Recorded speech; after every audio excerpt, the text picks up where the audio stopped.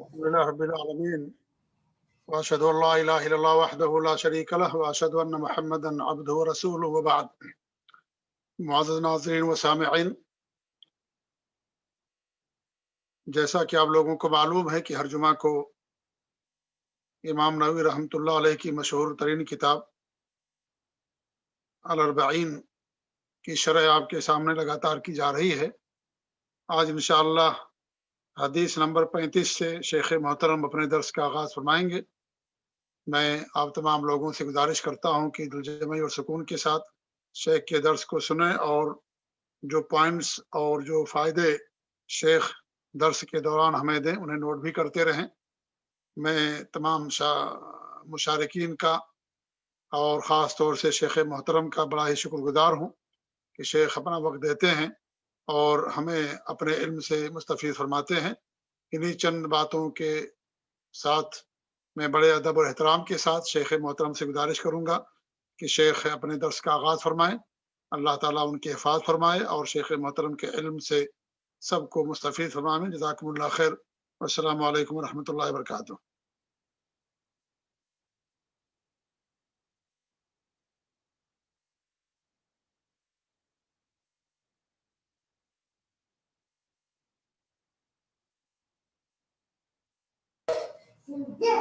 شیخ کسی وجہ سے ڈسکنیکٹ ہو گئے ہیں شیخ، شاید پھر واپس جڑیں گے.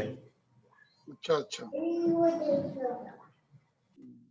چلیں کوئی بات نہیں ہے. انشاءاللہ شیخ تقریباً آ چکے ہیں اور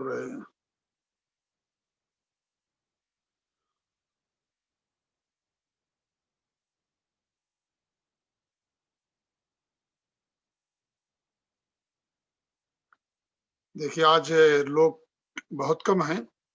اس سے پہلے کے دروس میں ماشاءاللہ کافی تعداد رہتی تھی اور امید ہے کہ انشاءاللہ دھیرے دھیرے لوگ جڑ جائیں گے. لیکن شیخ کا ایک جی شیخ آ گئے ہیں شیخ واپس. جی شیخ کا ایک جملہ بڑا قیمتی ہوتا ہے. اس لیے میں لوگوں سے ہی گزارش کروں گا کہ شروع درس سے لے کر کے آخر تک حاضر رہیں. اگر 2-4-5 منٹ کے بعد بھی 10 منٹ کے بعد آپ حاضر ہوتے ہیں تو بھی بہت ساری قیمتی باتیں آپ سے چھوٹ سکتی ہیں. اس لیے آپ لوگوں سے گزارش ہے کہ وقت سے پہلے 1-2 منٹ پہلے ٹھیک حاضر ہو جائیں تاکہ شیخ کی پوری گفتگو سے کما حقہ ہم اور آپ لوگ استفادہ کر سکیں. شیخ الحمدللہ تشریف لا چکے ہیں، اس لیے میں شیخ سے دوبارہ گزارش کرتا ہوں کہ شیخ اپنے درس کا آغاز فرمائیں. اللہ تعالیٰ شیخ کی حفاظت فرمائے اور ان کے علم سے ہم سب کو فائدہ پہنچائیں. جزاکم اللہ خیر. السلام علیکم ورحمۃ اللہ وبرکاتہ. السلام علیکم ورحمۃ اللہ وبرکاتہ. ان الحمد لله نحمده ونستعينه ونستغفره ونعوذ بالله من شرور انفسنا ومن سيئات اعمالنا من يهده الله فلا مضل له ومن يضلل فلا هادي له واشهد ان لا اله الا الله وحده لا شريك له واشهد ان محمدا عبده ورسوله. اما بعد فان خير الحديث كتاب الله وخير الهدي هدي محمد صلى الله عليه وعلى آله وسلم وشر الأمور محدثاتها وكل محدثة بدعة وكل بدعة ضلالة وكل ضلالة في النار. قال الله تبارك وتعالى وما آتاكم الرسول فخذوه وما نهاكم عنه فانتهوا. قابل احترام علماء کرام، میرے محترم دینی بھائیوں اور قابل احترام ماں اور بہنوں، امام النووی کی جمع کی ہوئی 40 حدیثیں 42 حدیثیں جو الاربعون النوویہ کے نام سے مشہور ہیں، جو دین کی نہایت ہی بنیادی باتوں اور بنیادی اصولوں پر مبنی ہیں. اس کا ایک طویل سلسلہ کئی دنوں سے کئی ہفتوں سے چل رہا ہے اور اس میں ہم تقریباً اس کی 34 حدیثیں مکمل کر چکے ہیں. آج اسی سلسلے کو جاری رکھتے ہوئے ہم آگے کی احادیث کا مطالعہ کریں گے اور اس کے معنی اور اس کے تعلق سے جو احکام ہیں، ان احادیث میں جو احکام بیان ہوئے ہیں ان کو سمجھنے کی کوشش کریں گے. اللہ کے رسول صلی اللہ علیہ وسلم کی ایک ایک بات حکمت سے بھری ہوتی ہے۔ زندگی میں ایک انسان کو کیا سوچنا چاہیے، کیا بولنا چاہیے اور کیا کرنا چاہیے، ان احادیث سے یہ صحیح اصول اور صحیح طریقے ہم کو معلوم ہوتے ہیں۔ کب بولنا چاہیے، کب خاموش ہونا چاہیے، کب عمل کرنا چاہیے، کب رکنا چاہیے، صبر کرنا چاہیے، یہ ساری چیزیں انسان اپنی زندگی میں مختلف مواقع پر خود طے نہیں کر سکتا ہے۔ رسول اکرم صلی اللہ علیہ وسلم کی تعلیمات سے انسان کو زندگی کے مختلف مواقع پر مختلف احوال میں صحیح عمل کرنے کی رہنمائی اور اس کا طریقہ معلوم ہوتا ہے۔ لہٰذا ایک ایک حدیث کو غور سے سمجھنا، پڑھنا اور سمجھنا یہ ہمارے لیے سعادت کی بھی چیز ہے، اور ہمارے لیے اس میں بہت بڑا فائدہ دنیا اور آخرت کا چھپا ہوا ہے۔ تو ہم آج اگلی حدیث دیکھتے ہیں، مسلمان کے ساتھ اچھے سلوک کی اہمیت کیا ہے۔ دو حدیثیں ایک کے بعد ایک 35 اور 36 نمبر کی حدیثیں ہیں۔ ان دونوں حدیثوں میں پہلی حدیث میں عموماً وہ چیزیں جو برائیاں ہیں ان کا تذکرہ ہے کہ یہ بری چیزیں نہیں ہونی چاہیے، بلکہ مسلمان کو مسلمان کا بھائی بن کر رہنا چاہیے، اس کے ساتھ اچھا سلوک کرنا چاہیے، اس کی جان، اس کے مال اور اس کی عزت کا پاس و لحاظ رکھنا چاہیے، اس کے سلسلے میں کوئی غلط قدم اس کو نہیں اٹھانا چاہیے۔ اس حدیث میں یہ بات ہے۔ آنے والی حدیث میں جو اس کے بعد والی حدیث ہے، مسلمان کے سلسلے میں احسان والا سلوک، اس کی عزت کے تعلق سے، اس کی جان و مال کے تعلق سے، اور اس کی پریشانی میں اس کے کام آنا۔ اس حدیث میں اس کو تکلیف نہیں پہنچانا، تکلیف میں اس کو اس کے حال پر نہیں چھوڑ دینا، اور اس سے متعلق جتنی باتیں ہیں کہ ایک مسلمان دوسرے کو ضرر نہ پہنچائے، یہاں اس حدیث میں یہ باتیں ہیں۔ اور آنے والی حدیث میں ایک مسلمان اس دوسرے مسلمان کی تکلیف اور اس کے ضرر کو دور کرنے کی کوشش کرے۔ تو اس طرح سے سمجھ لیجئے یہ دو حدیثیں ہیں جن کا باہمی بھی ایک ربط ہے۔ آئیے ہم دیکھتے ہیں حدیث کے الفاظ کیا ہیں۔ عن ابی ہریرہ رضی اللہ تعالی عنہ قال قال رسول اللہ صلی اللہ علیہ وسلم لا تحاسدوا ولا تناجشوا ولا تباغضوا ولا تدابروا ولا يبع بعضكم على بيع بعض وكونوا عباد الله إخوانا المسلم أخو المسلم لا يظلمه ولا يخذله ولا يكذبه ولا يحقره التقوى ها هنا ويشير إلى صدره ثلاث مرات بحسب امرئ من الشر أن يحقر أخاه المسلم كل المسلم على المسلم حرام دمه وماله وعرضه رواہ مسلم۔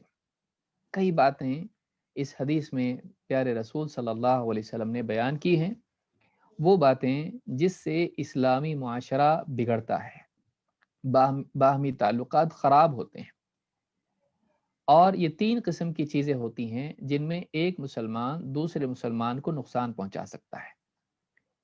ایک اس کی جان، اس کا خون، اس کی زندگی، دوسرے اس کا مال، اس کی پراپرٹی، اس کی ملکیت، تیسرے اس کی عزت۔ ان تینوں چیزوں کے سلسلے میں بتایا گیا کہ ان تینوں چیزوں کا احترام کرنا اور انہیں نقصان نہ پہنچانا یہ مسلمان کے لیے ضروری ہے، اور یہ اسلامی اخوت کا لازمی تقاضا ہے۔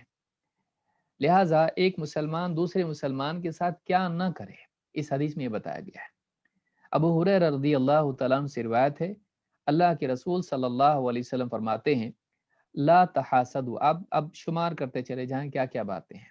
نمبر 1، لا تحاسدوا، آپس میں ایک دوسرے سے حسد نہ کرو، ولا تناجشوا، اور آپس میں تناجش مت کرو، آگے ہم جا کے اس کو دیکھیں گے کیا ہے وہ، ولا تباغضوا، اور ایک دوسرے سے بغض و عداوت نہ کرو، ولا تدابروا، اور آپس میں ایک دوسرے کو پیٹ نہ دکھاؤ، ولا يبع بعضكم على بيع بعض، اور ایسا نہ ہو کہ تم میں سے ایک اپنے مسلمان بھائی دوسرے کی بیع پر بیع کرے، اس کی ڈیل پر خود بھی ڈیل کرے۔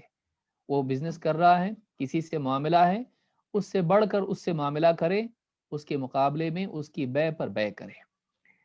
وَكُونُوا عِبَادَ اللَّهِ إِخْوَانًا، بلکہ تم آپس میں اے اللہ کے بندو بھائی بھائی بن جاؤ۔ غلط کر سب صحیح تھا.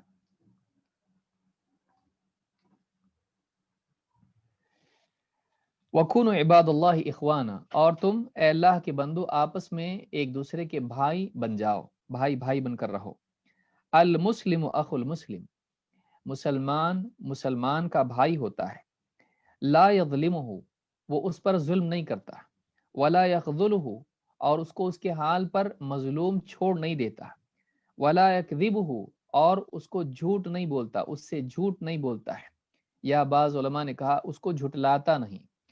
ولا یحقرہ، اور اس کی تحقیر نہیں کرتا، اس کو حقیر نہیں سمجھتا، گھٹیا کمتر نہیں سمجھتا. التقوی ہاہنا، تقوی یہاں ہوتا ہے، تقوی یہاں ہوتا ہے. وَيُشِيرُ إِلَى صَدْرِهِ 3 مرات، اور آپ نے 3 مرتبہ اپنے سینے کی طرف اشارہ کر کے کہا کہ تقوی یہاں ہوتا ہے، یعنی دل میں ہوتا ہے. بِحَسْبِ امْرِئٍ مِّنَ الشَّرِّ أَن يَحْقِرَ أَخَاهُ الْمُسْلِمَ، ایک مسلمان کے لیے، ایک شخص کے لیے، اس کے شر کے لیے اتنا ہی کافی ہے، گناہ گار ہونے کے لیے اتنا ہی کافی ہے کہ وہ اپنے مسلمان بھائی کو حقیر سمجھے. کل المسلم علی المسلم حرام، مسلمان کی ہر بات، ہر چیز دوسرے مسلمان کے لیے محترم ہے، یا اس کو نقصان پہنچانا حرام ہے. وہ 3 چیزیں کیا ہیں؟ دمہ و مالہ و عرضہ، اس کا خون یعنی اس کی جان، اور اس کا مال اور اس کی عزت. ایک مسلمان کے لیے دوسرے مسلمان کی جان، اس کا مال اور اس کی عزت محترم ہے، اس کو نقصان پہنچانا حرام ہے. اس حدیث کو امام مسلم نے روایت کیا ہے. آئیے دیکھتے ہیں اس میں جو چیزیں بیان ہوئی ہیں وہ کیا کیا ہیں اور کس طرح سے سماج کی بھلائی کے لیے یہ ضروری ہیں. سب سے پہلی چیز جو آپسی رنجشوں کی بنیاد بنتی ہے وہ حسد ہے. ایک مسلمان کو اللہ تعالیٰ نے صحت دی، خوبصورتی دی، مال دیا، علم دیا، یا اس کے تعلقات ہیں، یا وہ سیاست میں آگے ہے، یا عہدے پر ہے. دوسرا مسلمان اس کی ترقی کو دیکھ کے حسد کرے، وہ خوبصورت ہے میں خوبصورت نہیں، وہ پیسے والا میں پیسے والا نہیں. تو یہ حسد کب پیدا ہوتا ہے؟ جب کسی کو اپنے سے زیادہ پایا ہوا یا پاتا ہوا دیکھتا ہے، یا پانے کے امکانات ہوتے ہیں، جیسا کہ یوسف علیہ السلام کے معاملے میں ہوا. آئندہ کچھ بھی ہو سکتا ہے، اچھا ہو سکتا ہے، تو ہونے سے پہلے انسان حسد شروع کر دیتا ہے. حسد کیا ہے؟ ابن حجر رحمہ اللہ فرماتے ہیں فتح الباری میں حدیث نمبر 6064 کے ضمن میں، کہتے ہیں الحسد تمنی شخصی زوال النعمت عن مستحق لہا.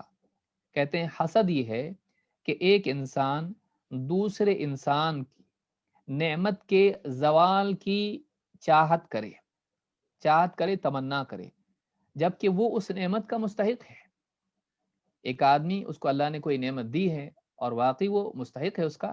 یہ نہیں کہ کوئی آدمی مثال کے طور پر مالدار ہے اور مال کے ذریعے سے وہ لوگوں پر ظلم کرتا ہے، طاقت اللہ نے اس کو دی، طاقت سے لوگوں پر ظلم کرتا ہے، تو اس کے زوال کی چاہت کرنا یہ حسد نہیں ہے، کیونکہ یہ غلط استعمال کر رہا ہے، وہ مستحق نہیں ہے.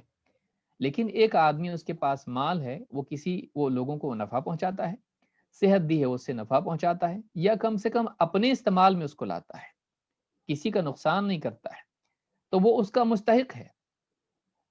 لیکن ایسے انسان کی نعمت کے زوال کی تمنا کرنا، اس کو کیا کہتے ہیں؟ اس کو حسد کہتے ہیں. اعم من ان يسعى في ذلك اولا، کہتے ہیں اگر وہ اس کے زوال کے لیے کوشش کرے یا نہ کرے، یہ حسد ہے. مثلا کوئی آدمی، مثلا کسی کو اچھا جواب مل رہا ہے اور فلاں کو نہیں ملا، اب وہ فون کر کے کسی کو اس کے خلاف ورغلائے کہ اس کو جواب مت دو، جب مجھ کو نہیں ملا ہے تو اس کو بھی نہیں ملے گا. تو ضروری نہیں کہ آدمی کوشش کرے تو حسد بنے گا.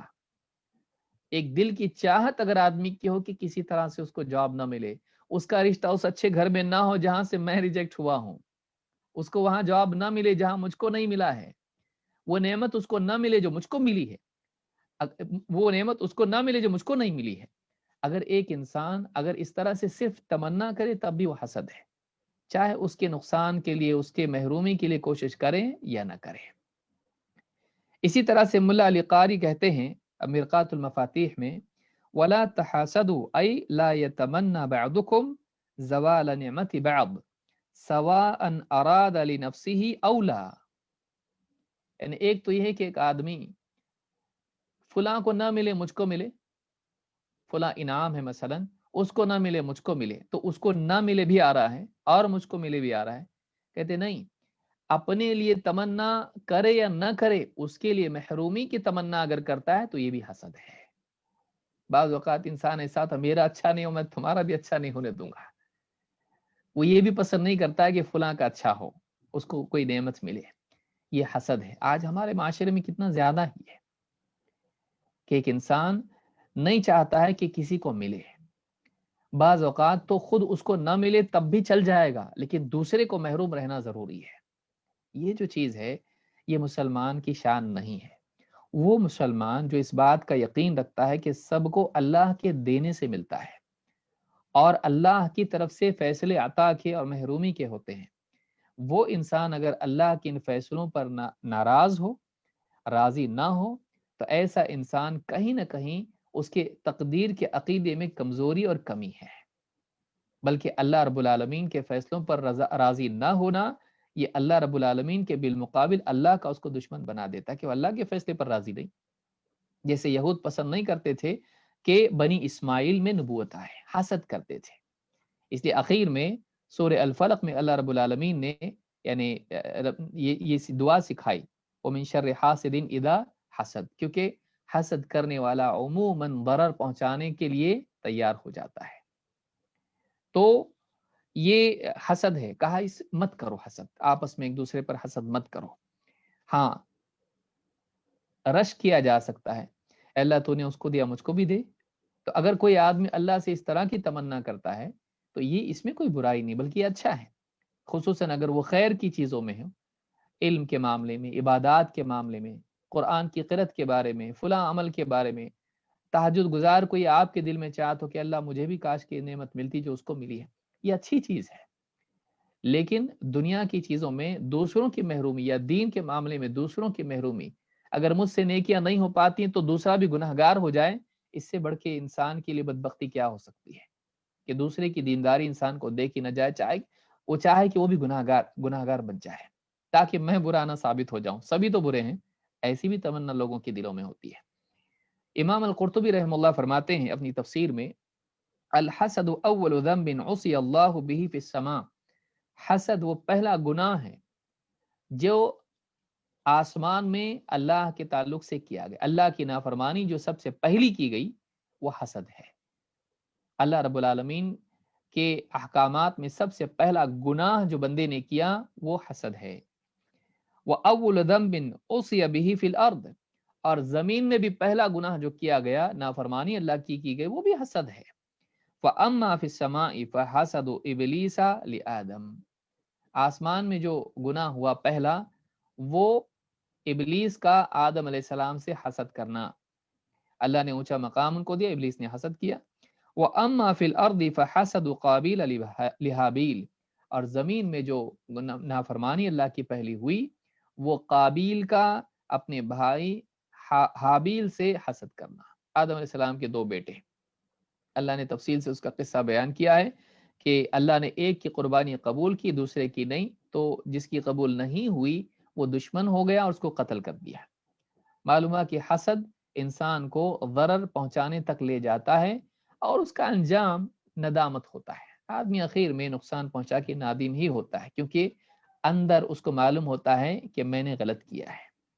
تو حسد کرنے والا باہر کسی کو جلائے نہ جلائے، وہ اندر اپنے آپ کو ہمیشہ جلاتا رہتا ہے اور جلتا رہتا ہے. وہ کبھی سکون کی زندگی نہیں سوتا ہے. جس سے حسد کر رہا ہے وہ کھا پی کے سکون سے سو جاتا ہے، لیکن یہ اس کے زوال کی چاہت میں اور اس کی ترقی کو دیکھ کے حسد کرتے کرتے اپنی نیند خراب کر لیتا ہے. حسد انسان کے لیے دنیا کی گویا کی جہنم ہے. تو آدمی کو چاہیے کہ اس کی بجائے خیر خواہی کرے اور اللہ سے مانگنے والا بنے، یہ علاج ہے. ولا تناجشوا، ملا علی قاری کہتے ہیں ولا تناجشوا کا مطلب کیا ہے؟ کہتے ہیں النجش هو الزیادۃ فی ثمن السلعۃ من غیر رغبۃ فیہا. کہتے ہیں نجس یہ ہے کہ ایک آدمی किसी चीज की कीमत में बढ़ाए जबकि उसको खरीदने की कोई चाहत ना हो। कोई आदमी बेच रहा है कि मैं इतने में खरीदूंगा, 100 रुपए की चीज है, 1000 की चीज है, कहे तो 2000 की चीज है, तो इस तरह से बोली लगाकर उसको बड़ा बढ़ाए उसकी कदर को और उसकी कीमत को बढ़ाए जबकि वो उसको खरीदना ना चाहता हो। मिन गैर रगबतिन फीहा लितखदीइल मुश्तरी व तरगीबिही व नफ़इ साहिबिहा। वजह उसकी क्या है, क्यों ऐसा कर रहा है कि उस चीज को खरीदना तो नहीं चाहता है लेकिन उसकी कीमत बढ़ा रहा है। क्यों? ताकि वो खरीदने वाले को धोखा दे और उसके दिल में उस चीज की रगबत पैदा करे। कितनी महंगी चीजें लोग लेने के लिए तैयार हैं, 1000 की चीज 2000 में लेना चाहते हैं, तो उसके दिल में उसकी कद्र पैदा हो, रगबत पैदा हो और वो धोखा खा जाए और जो बेचने वाला है उसका फायदा हो जाए। बाद लोग ऐसे होते हैं जो किराए के होते हैं, जो किसी के मार्केटिंग एजेंट होते हैं, खुद तो उनको कुछ लेना नहीं होता है लेकिन लोगों को बताते फलां चीज बहुत अच्छी है, ये चीज ज्यादा कीमत वाली है। या बाज औकात जब बोली लगती किसी चीज की तो बड़ी बोली बोलते हैं, लेना नहीं होता है, बस कीमत बढ़ाने के लिए बोलते हैं। आपने इससे मना किया है, ये नजिश है। मिरकातुल मफातीह में ये बात उन्होंने कही है। यही बात शेख मोहम्मद बिन सालेह इब्न उथैमीन ने भी कही है। वला तबागदू, वला तबाग, ये भी धोखे की किस्म है। नजिश जो है मुसलमान को धोखा देना और उसकी कम फहमी का फायदा उठाना। वला तबागदू, आपस में एक दूसरे से बुग़्ज़, दिल में दुश्मनी, छुपी हुई दुश्मनी कि आदमी मौके की तलाश में हो कि जैसी मौके मिलेगा मैं इसको नुकसान पहुंचाऊंगा। वो इंतजार में रहे कि अपने जिससे उसको नाराजगी, दुश्मनी, नफरत है, उसको उसकी कमजोरी की तलाश में रहे और उसको नुकसान पहुंचाना चाहे। कहा वला तबागतु, एक दूसरे से बुग़्ज़ मत रखो, अदावत मत रखो, दुश्मनी मत रखो, कीना कपट मत रखो। इब्न हजर रहमतुल्लाह फरमाते हैं क़ौलुहु ला तबागदु अय ला ततआतौ अस्बाब अल-बुग़्दि लिअन्न अल-बुग़्द ला युक्तसबु इब्तिदाअन। कहते ऐसे सारे कामों से बचो जिनमें आपस में तुम्हारे दरमियान दुश्मनी पैदा हो जाए, एक दूसरे के दिल में बुग़्ज़ पैदा हो जाए, नफरत पैदा हो जाए और कीना कपट पैदा हो जाए। क्योंकि बुग़्ज़ अपने आप पैदा नहीं होता है, खामखा किसी से बुग़्ज़ नहीं होता जब तक कि कुछ झड़प दोनों में नहीं होती है। तो ऐसा कुछ मत करो, उसका मजाक उड़ा देना, उसको तंज ताना करना, उसकी अच्छी चीज को भी छोटा करके दिखाना और अपनी चीज को उस पर फौकीद देना, वगैरह वगैरह। बहुत सारी चीजें हैं जिनमें नादानी से एक इंसान दूसरों को अपना दुश्मन बना लेता है या वो खुद भी उसकी किसी चीज पर उससे दुश्मनी मोल लेता है।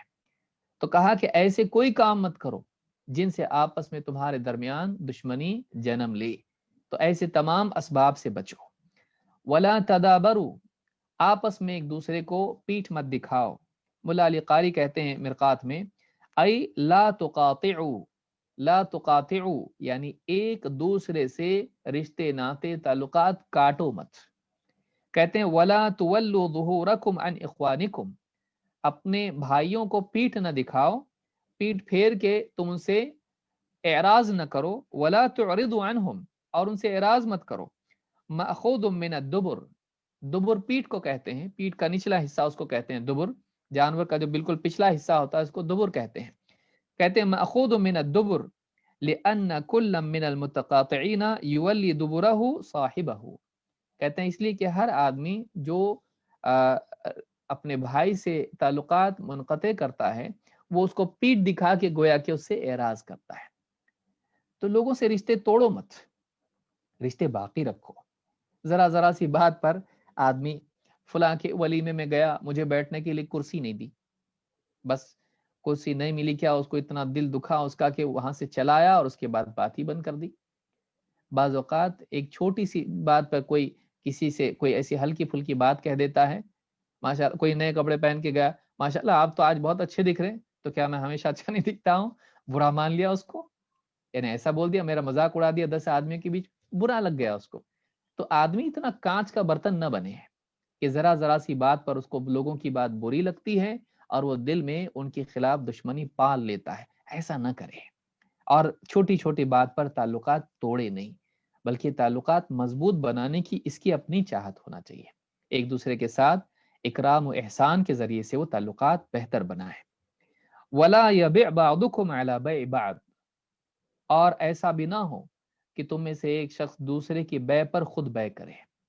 شیخ محمد ابن صالح ابن عثیمین رحمہ اللہ فرماتے ہیں مثال ذالک رأیت رجلا باع علی آخر سلعة بعشرہ، اس کی مثال سمجھ لو، کہتے ہیں کہ تم نے ایک شخص کو دیکھا کہ وہ اس نے دوسرے کو باع علی آخر سلعة بعشرہ، اس نے 10 درہم دینار یا 10 روپے میں اس نے ایک چیز اس کو بیچی۔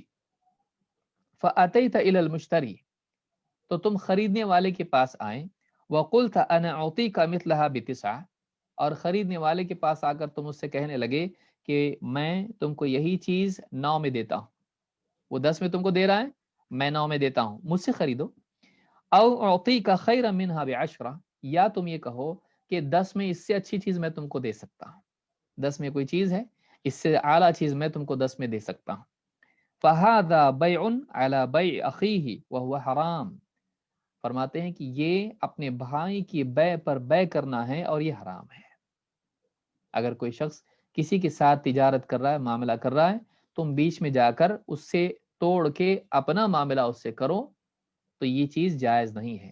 بعض روایتوں میں اسی طرح کی چیز نکاح اور پیغام کے بارے میں بھی آئی ہے کہ کسی کا پیغام کسی کو گیا اور ان کی بات چل رہی، درمیان میں جا کے کہ اس سے رشتہ توڑ دو، میرے بیٹے سے کرو، تو اس طرح کی جو چیز ہے یہ بھی ممنوع ہے۔ یا اپنے سلسلے میں کہے کہ میں تیار ہوں اور اس سے توڑ دو، وہ اچھا نہیں میں بہت اچھا ہوں، وہ کم کماتا ہے میں زیادہ کماتا ہوں، تو اس طرح کی جو چیز ہوتی ہے رشتے کے تعلق سے ہو یا بیع کے معاملات میں ہو، تو ظاہر بات ہے اس کے نتیجے میں آپس میں نفرت پیدا ہوگی جب اس کو معلوم ہوگا کہ میری ڈیل چل رہی تھی اور اس نے درمیان میں میرا معاملہ خراب کر دیا، میرا رشتہ چل رہا تھا اور اس نے درمیان میں معاملہ خراب کر دیا، تو اس سے کیا ہوگا؟ اس سے آپس میں دشمنی پیدا ہوگی۔ گویا کہ یہ پچھلی بات میں جو آپس میں ایک دوسرے سے یعنی بغض پیدا کرنا، اس کے اسباب بیان کیے جا رہے ہیں، یہ بھی ان اسباب میں سے جن سے آپس میں بغض پیدا ہوتا ہے۔ شرح الاربعین میں شیخ ابن عثیمین رحمہ اللہ نے بات کہی ہے۔ پھر آپ نے فرمایا وَكُونُوا عِبَادَ اللَّهِ إِخْوَانًا، وَكُونُوا عِبَادَ اللَّهِ إِخْوَانًا، شیخ ابن عثیمین رحمہ اللہ فرماتے ہیں وَكُونُوا عِبَادَ اللَّهِ إِخْوَانًا أَيْ صِيرُوا مِثْلَ الْإِخْوَانِ، یہاں پر عباد اللہ منادا ہے، یعنی اے اللہ کے بندو آپس میں ایک دوسرے کے بھائی بن جاؤ، تم اللہ کے بندے ہو، اللہ کے بندے اللہ کے غلام ہوتے ہیں، وہ ایک دوسرے پر فخر نہیں کرتے ہیں، بندگی میں آپس میں ایک دوسرے پر تفوق نہیں ہونا چاہیے، بلکہ آپس میں تواضع اور ایک دوسرے سے مل جل کے رہنے کا مزاج ہونا چاہیے۔ وَعِبَادُ الرَّحْمَنِ الَّذِينَ يَمْشُونَ عَلَى الْأَرْضِ هَوْنًا وَإِذَا خَاطَبَهُمُ الْجَاهِلُونَ قَالُوا سَلَامًا، رحمان کے بندوں کی شان تو یہ ہے کہ اللہ کی عظمت کا احساس ان کے دلوں میں جب ہوتا ہے تو اس کا نتیجہ کیا ہوتا ہے؟ یمشون علی الارض ہونا، وہ زمین پر چلتے ہیں تو گھمنڈ سے نہیں بلکہ تواضع کے ساتھ، عاجزی کے ساتھ، ہیوملٹی کے ساتھ چلتے ہیں۔ وَإِذَا خَاطَبَهُمُ الْجَاهِلُونَ قَالُوا سَلَامًا، اور جب جاہل ان سے الجھ پڑتے ہیں، بحث و مباحثہ کرتے ہیں، بدتمیزی کرتے ہیں، تو کیا کہتے ہیں؟ قَالُوا سَلَامًا، وہ سلامتی کی بات کہتے ہیں، چاہے قول سلام ہو السلام علیکم یا پھر ایسی بات ہو جس میں سلامتی ہو، جو بد اخلاقی سے پاک ہو، جو بدتمیزی سے پاک ہو، تو رحمان کے بندے تو ایسے ہوتے ہیں، مسلمان کو ایسا ہونا چاہیے۔ وَكُونُوا عِبَادَ اللَّهِ إِخْوَانًا، اللہ کے بندو تم صحیح معنوں میں ایک دوسرے کے بھائی بن جاؤ۔ شیخ ابن عثیمین کہتے ہیں کہ وَمَعْلُومٌ أَنَّ الْإِخْوَانَ يُحِبُّ كُلُّ وَاحِدٍ مِّنْهُمْ لِأَخِيهِ مَا يُحِبُّ لِنَفْسِهِ، فرماتے ہیں کہ بھائیوں کی یہ شان ہوتی ہے اور ان کا یہ معاملہ ہوتا ہے کہ ہر بھائی اپنے بھائی کے لیے، ہر شخص اپنے بھائی کے لیے وہ پسند کرتا ہے جو اپنے لیے پسند کرتا ہے، تو اپنے لیے جو پسند کرتا ہے وہی اپنے بھائی کے لیے پسند کر، تیرے ساتھ کوئی حسد نہ کرے، چال بازی نہ کرے، تجھ کو دھوکہ نہ دے، تجھ پر سبقت لے جا کر تجھے نقصان میں نہ ڈالے، تیرے حق تجھ سے چھینے نہیں، تیری اپرچونٹیز، تیرے مواقع تجھ سے چھینے نہیں، اگر تو یہ پسند کرتا ہے تجھ کو اپنے بھائی کے ساتھ بھی یہی سلوک کرنا چاہیے، تو اس کا خیر خواہ ہو، اس لیے کہ دین خیر خواہی کا نام ہے، دین دھوکہ دینے اور اس سے چھیننے کا نام نہیں ہے۔ وَكُونُوا عِبَادَ اللَّهِ إِخْوَانًا، اے اللہ کے بندو تم آپس میں ایک دوسرے کے بھائی بھائی بن جاؤ۔ پھر آپ نے فرمایا المسلم اخو المسلم، یعنی آپ نے فرمایا اللہ کے بندو آپس میں ایک دوسرے کے بھائی بن جاؤ. پھر کہا واقعی دیکھا جائے تو ایک مسلمان واقعی ایک مسلمان کا بھائی ہوتا ہے. یہاں بھائی کی توضیح کی جا رہی ہے، یہ نہیں کہ آپس میں ایک دوسرے کے مثلا رشتہ داری والے ہی بھائی، بلکہ بھائی ہونے کا تعلق کس بنیاد پر سب سے قوی ہے؟ وہ اسلامی اخوت ہے، اسلامی بھائی چارگی ہے، اسلامی تعلق سب سے قوی تعلق ہے، ایمان اور دین کا تعلق سب سے بڑا ہے.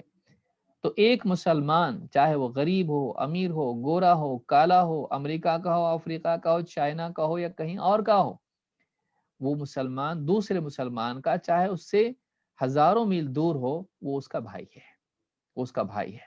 المسلم اخو المسلم، ایک مسلمان دوسرے مسلمان کا بھائی ہوتا ہے. قرآن کریم میں بھی اللہ رب العالمین نے فرمایا انما المؤمنون اخوۃ، ایمان والے آپس میں ایک دوسرے کے بھائی ہیں. یہ سورہ الحجرات آیت نمبر 10 میں اللہ تعالیٰ نے فرمایا. تو ان دونوں چیزوں سے، ایک حدیث ایک آیت، مسلمان کا بھائی ہوتا ہے، ایمان والے آپس میں ایک دوسرے کے بھائی ہوتے ہیں. یہ اتنی بڑی تعلیم اسلام کی ہے کہ آج عالمی سطح پر آپ دیکھیں گورے کالے کا جو فرق ہے آج دنیا میں مٹنے کو تیار نہیں ہے. کتنا مشکل ہو رہا ہے کہ کتنے لوگ ہیں جو کالے رنگ کے ہیں، اور ایسے ملکوں میں جہاں گورے رہتے ہیں کہیں نہ کہیں سماج میں ایسے لوگ آپ کو مل جائیں گے جو ان کے ساتھ میں بدسلوکی کر کے ان کے ساتھ ظلم و ستم کا معاملہ کرتے ہیں، یا کم از کم ان کے ساتھ حقارت کا معاملہ کرتے ہیں، تحقیر کا معاملہ کرتے ہیں.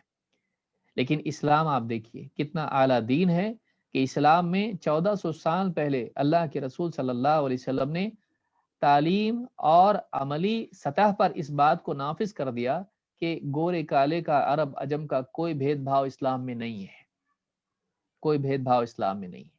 اسی لیے مسجد نبوی کے مؤذن جب بنے تو بلال رضی اللہ تعالیٰ سب سے پہلے مؤذن کون ہے؟ بلال رضی اللہ تعالیٰ، ایک حبشی کالا انسان.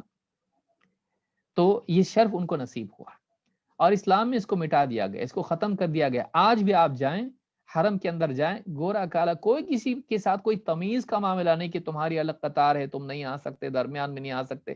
بیچارے الٹا وہ لوگ ہی آ کے دوسروں سے راستہ بنا کے طواف کر کے نکل جاتے ہیں. تو اسلام میں ایسی کوئی چیز نہیں ہے. یہ جب آدمی واقعی کچھ ملکوں میں دیکھتا ہے کہ آج بھی وہ ہو رہا ہے، تب اس کی سمجھ میں آتا ہے کہ اسلام میں تو کبھی ہم نے سوچا تک نہیں. ایک صف میں بازو بازو لوگ کھڑے ہو رہے ہیں، گورا ہے، کالا ہے، چینی، جاپانی، بنگلہ دیش، انڈیا اور نہ جانے کتنے ملکوں کے لوگ، کوئی تفریق نہیں، بلکہ کبھی تو امام بھی ان میں سے آگے بڑھ جاتا ہے، اور کوئی احساس کسی کو نہیں کہ اس کو کیسے آگے کر دیا ہے. تو یہ جو نعمت ہے یہ اسلام کی نعمت ہے. انما المؤمنون اخوۃ، اللہ رب العالمین کا بہت بڑا فضل ہے کہ اللہ رب العالمین نے ہم کو اسلام جیسا دین دیا ہے. اس سے بڑھ کے کوئی نعمت نہیں ہو سکتی ہے. انما المؤمنون اخوۃ، ایمان والے آپس میں ایک دوسرے کے بھائی ہیں. لا یظلمہ ولا یخذلہ، دو باتیں آپ صلی اللہ علیہ وسلم نے فرمائی. کہا کہ نہ خود یہ مسلمان کا بھائی ہے، نہ وہ خود اپنے بھائی پر ظلم کرتا ہے، نہ مظلوم اس کو دوسروں کے ہاتھوں میں چھوڑتا ہے، دوسروں کے لیے چھوڑ دیتا ہے کہ اس کو ظلم کریں.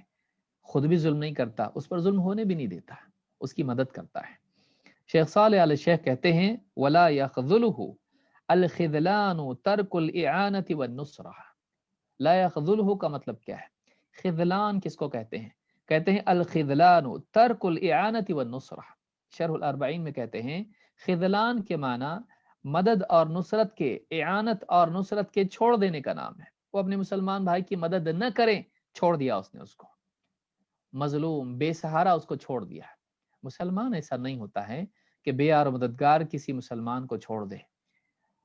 شیخ عبد الکریم الخضیر کہتے ہیں لا یخذلہ بل ینتصر لہ، وہ اس کو اس کے حال پر چھوڑ نہیں دیتا ہے، پریشان حال مظلوم چھوڑ نہیں دیتا ہے، بلکہ اس کی مدد کرتا ہے. وفی بعض الروایات لا ولا یسلمہ، فرماتے ہیں کہ بعض روایات میں ولا یسلمہ کا لفظ بھی آیا ہے، یعنی یترکہ بید من یؤذیہ، وہ کسی ایسے انسان کے، ایسی طاقتوں کے ہاتھ میں مسلمان کو چھوڑ نہیں دیتا ہے کہ اس کے اوپر ظلم کریں، اس کو ستائیں، اس کو تکلیف دیں، اس کو اذیت پہنچائیں. معلوم یہ ہوا کہ مسلمان پر خود بھی ظلم نہیں کرتا ہے، اور مظلوم اگر دوسرا مسلمان ہو تو اس کی مظلومیت میں اس کا سہارا بنتا ہے، اس کی اعانت کرتا ہے، اس کی نصرت کرتا ہے، اس کی مدد کرتا ہے، اس کو بے یار مددگار بے سہارا یوں ہی چھوڑ نہیں دیتا ہے۔ ولا یکذبہ، اور اس سے جھوٹ نہیں بولتا ہے۔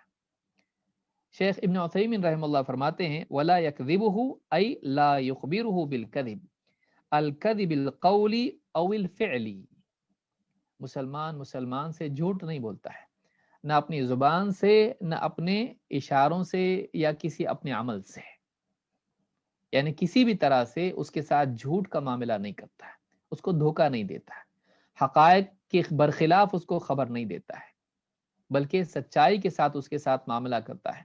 ایسا کبھی نہیں کرتا ہے۔ فعلی کیسے؟ مثلا ایک جیسے اللہ کے رسول صلی اللہ علیہ وسلم کے زمانے میں آپ گئے بازار میں، تو ایک جو ہے اناج کا ڈھیر لگا ہوا تھا، آپ نے اس میں ہاتھ ڈالا اور ہاتھ نکالا، دیکھا گیلا ہے اناج نیچے سے اور اوپر سوکھا سوکھا۔ آپ نے کہا یا صاحب الطعام، اے اناج بیچنے والی یہ کیا ہے؟ اللہ کے رسول ذرا سی بوندا باندی ہو گئی تھی تو اوپر تھوڑا سا اناج گیلا ہو گیا تو میں نے اوپر سے سوکھا ڈال دیا۔ آپ نے فرمایا من غشنا فلیس منا، من غشا فلیس منا، مختلف الفاظ سے روایت آئی۔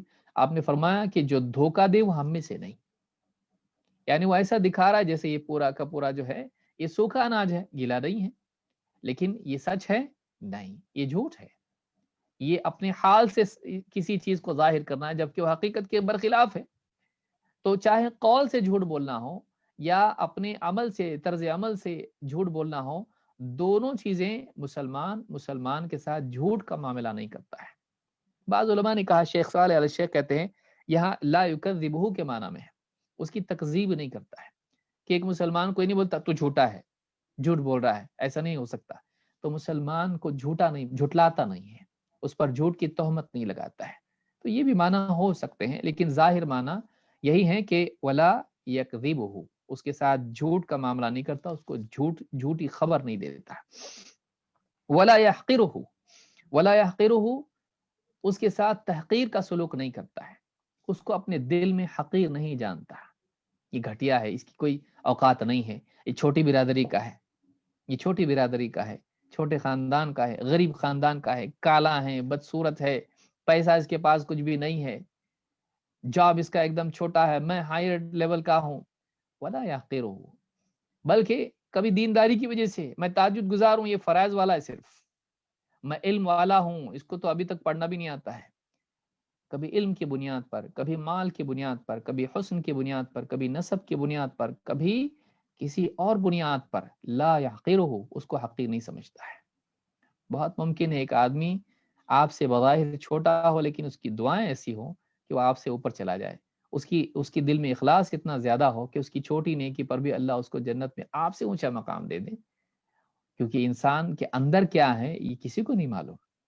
تو نیکیاں جو ہوتی ہیں بظاہر بعض اوقات نیکیاں چھوٹی دکھائی دیتی ہیں، ایک آدمی 1000 روپے خرچ کر رہا ہے لیکن یوں ہی خرچ کر رہا ہے عادتاً، اور ایک آدمی اس کے پاس بہت زیادہ ہے، کروڑوں سے ہے، اور ایک آدمی کے پاس 50 روپے 100 روپے ہیں، اور وہ اپنا کھانا بچا کے اپنے کھانے کو ترک کر کے کسی غریب کو کھلا رہا ہے، اور اس کے دل میں کہ اللہ میری نجات اسی پر ہو جائے۔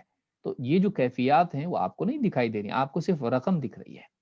تو کسی کو حقیر نہیں سمجھنا چاہیے، کوئی چھوٹا نہیں ہوتا ہے، چھوٹا ہوا جو قیامت کے دن چھوٹا ہو جائے گا، چھوٹا وہ ہے جو اللہ کی نگاہ میں چھوٹا ہو، ورنہ آج دنیا میں ہم کسی کو چھوٹا کسی کو بڑا بنائے ہوئے ہیں، قیامت کے دن یوم تبلی السرائر، جب سارے بھید قیامت کے دن کھولے جائیں گے۔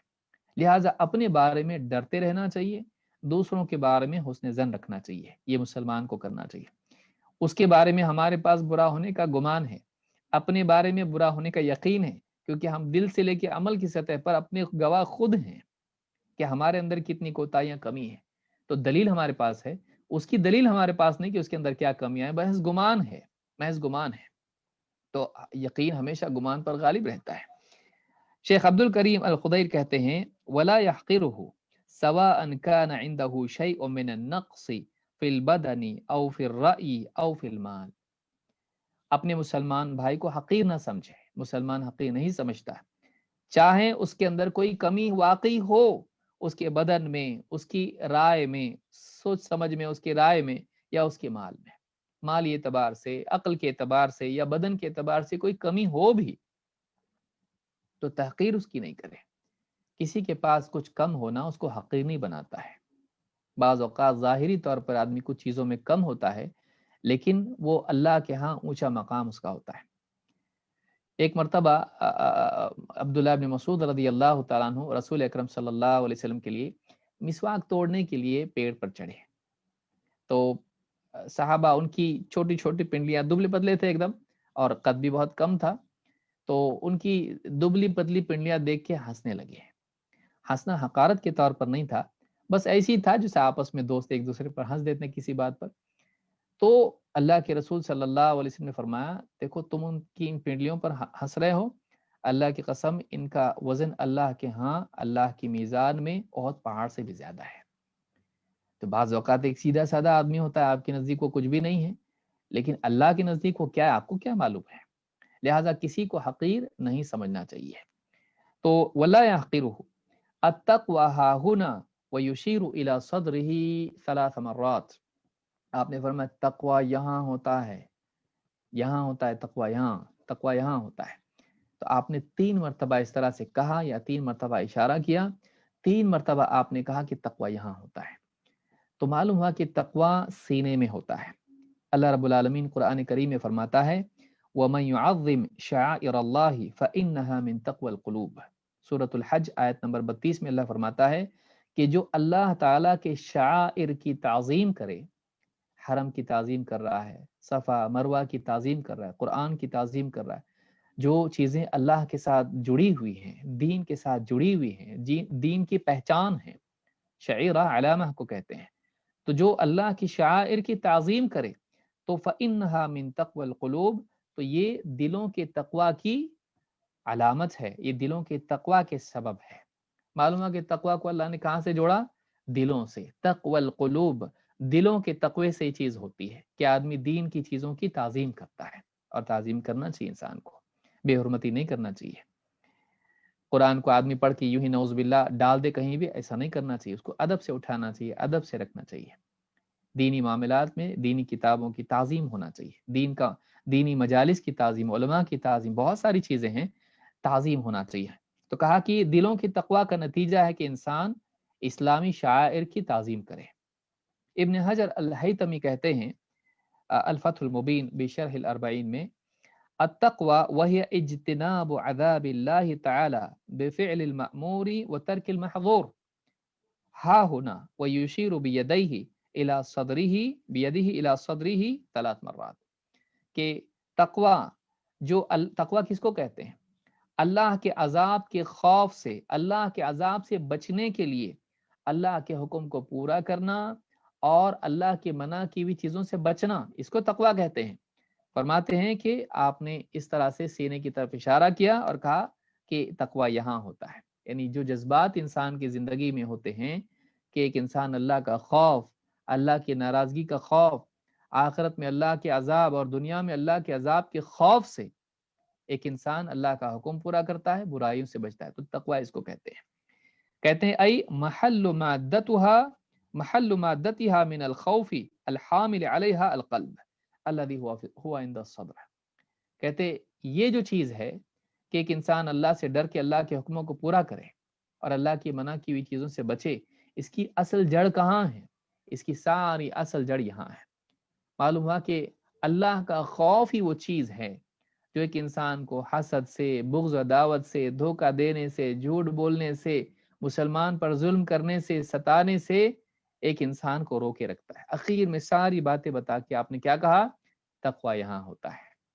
معلوم ہے کہ اگر تقوی زندگی میں آ جائے تو انسان کی زندگی سے ساری خرافات اور یہ سارے شرور اور یہ ساری بلائیں نکل سکتی ہیں۔ اصل چیز تقوی ہے، کہا کہ تقوی یہاں ہوتا ہے۔ اور آپ نے فرمایا بِحَسْبِ امْرِئٍ مِّنَ الشَّرِّ أَن يَحْقِرَ أَخَاهُ الْمُسْلِمِ، ایک آدمی کے لیے شریر ہونے کے لیے یا اس کے شر کے لیے، اس کے ناکام ہونے کے لیے، اس کے شر میں مبتلا ہونے کے لیے، وہ شر میں مبتلا ہے، اس کی علامت کیا ہے اور اس کے اللہ کے ہاں سے اس کو عذاب آ سکتا ہے، اس کی علامت یا اس کا سبب کیا ہے؟ آدمی کے برا ہونے کے لیے اتنا ہی کافی ہے کہ وہ اپنے مسلمان بھائی کو حقیر سمجھے۔ 50 بھلائیاں تیرے اندر ہیں، دین پہ عمل کرتا ہے، ذکر کرتا ہے، تلاوت کرتا ہے، 5 وقت کی نماز پڑھتا ہے، تہجد پڑھتا ہے، دین سیکھتا ہے، سکھاتا ہے، بہت کچھ تیرے اندر ہے، لیکن تو سب کو حقیر سمجھتا ہے اور اپنے آپ کو اچھا سمجھتا ہے۔ یہاں سے مصیبت شروع ہے۔ کتنے لوگ ہیں جو مان لیجیے تہجد کے لیے اٹھے اور دیکھا کہ ساری دنیا سو رہی ہے، اپنے آپ کو افضل سمجھے، کیا لوگ ہیں یہ، دنیا میں کیا حالات چل رہے ہیں، اور دیکھو ابھی تک تہجد نہیں پڑھ رہے ہیں لوگ، کیسے برے لوگ ہیں، حقیر ہے، میں دیکھو کتنا اچھا ہوں۔ سویا ہوا تجھ سے اچھا ہے، سویا ہوا تجھ سے اچھا ہے، کیونکہ تہجد فرض نہیں ہے، نفل ہے، لیکن لوگوں کو حقیر سمجھنا یہ گناہ ہے۔ تو نیکی کر کے گناہ کر رہا ہے، وہ بیچارہ کم سے کم سویا ہوا ہے، وہ کسی کو حقیر تو نہیں سمجھ رہا، بلکہ اٹھنے کے بعد سوچتا آپ بہت اچھے ہیں، میں دیکھو ہم جیسے نالائق نکمے لوگ ہیں، ہم سے نہیں ہوتا تہجد، آپ کتنے اچھے انسان ہیں۔ یہ اچھا ہے جو کسی کو اپنے سے اچھا سمجھ رہا ہے، دیندار کو اچھا سمجھتا ہے، وہ زیادہ اچھا ہے، لیکن تو تہجد پڑھ کے بھی برا ہے۔ تو ایسی نیکی کس کام کی جو ایک انسان کو گناہگار بنا دے؟ یہ نیکی میں برائی نہیں ہے، تیری سوچ میں برائی ہے کہ نیکی کر کے تو اپنے آپ کو اعلیٰ سمجھتا ہے۔ تو کہا کہ ایک آدمی کے برا ہونے کے لیے اتنا ہی کافی ہے کہ تو اپنے مسلمان بھائی کو، وہ اپنے مسلمان بھائی کو حقیر سمجھے۔ اور شروعات کہاں سے ہوئی آپ دیکھیے، ابلیس نے کیا کہا تھا، ساری مصیبت کی جڑ وہیں سے ہے۔ قال انا خیر منہ خلقتنی من نار وخلقتہ من طین، میں اس سے بہتر ہوں، تو نے مجھ کو آگ سے پیدا کیا، اس کو مٹی سے پیدا کیا، حقیر سمجھا آدم علیہ السلام۔ ارأیتک ھذا الذی کرمت علی، دیکھا بھی ہے اس کو جس کو مجھ پہ تو نے فضیلت دے رکھی ہے، یہ انداز ہے بولنے کا، ارأیتک ھذا الذی کرمت علی، اس کو مجھ پہ فضیلت دی، دیکھا بھی ہے اس کو۔ تو نعوذ باللہ، اللہ رب العالمین کے فیصلے کے خلاف حقیر سمجھ رہا ہے آدم علیہ السلام کو، یعنی اللہ کی تفضیل کی کوئی اہمیت نہیں ہے۔ اتنا اپنی بڑائی اس کے اندر چھائی ہوئی تھی اس کے اوپر کہ اللہ کی فضیلت کو بھی اس نے نظر انداز کر دیا۔ تو تکبر یہ چیز ہے، تو تحقیر تکبر کا نتیجہ ہوتا ہے۔ اسی لیے شیخ عبد المحسن العباد حفظ اللہ فرماتے ہیں، ای لو لم يحصل له من الشر غیر ان يحقر اخاه المسلم لكان کافیا، کوئی اور برائی وہ نہ بھی کریں، بس اتنی ہی برائی کر لیں کہ اپنے مسلمان بھائی کو حقیر سمجھتا ہے، یہ بھی اس کے برا ہونے کے لیے کافی، اتنا ہی شر اس کی ہلاکت کے لیے کافی ہے۔ والاحتقار نتیجۃ للاستکبار ونتیجۃ للترفع والتعالی، فرماتے ہیں بہت اچھا جملہ ہے، کہتے ہیں والاحتقار نتیجۃ للاستکبار، کہتے ہیں لوگوں کو حقیر سمجھنا یہ نتیجہ ہے اپنے کو بڑا سمجھنے کا، گھمنڈ کا نتیجہ ہے یہ۔ اور گھمنڈ، تکبر وہی بیماری ہے جو ابلیس کی تھی، ابا واستکبر وکان من الکافرین، اللہ کے حکم کا انکار کر دیا سجدہ کرنے سے، اور گھمنڈ میں آ گیا، تکبر کرنے لگا، اور وکان من الکافرین، وہ کافروں ہی میں سے تھا، اور بعض نے کہا سارا من الکافرین مانا ہے کہ کافروں میں سے ہو گیا انکار کر کے۔ تو کہتے ہیں والاحتقار نتیجۃ للاستکبار ونتیجۃ للترفع والتعالی، اپنے آپ کو بہت اعلیٰ سمجھنے کا نتیجہ ہوتا ہے دوسروں کو گھٹیا سمجھنا۔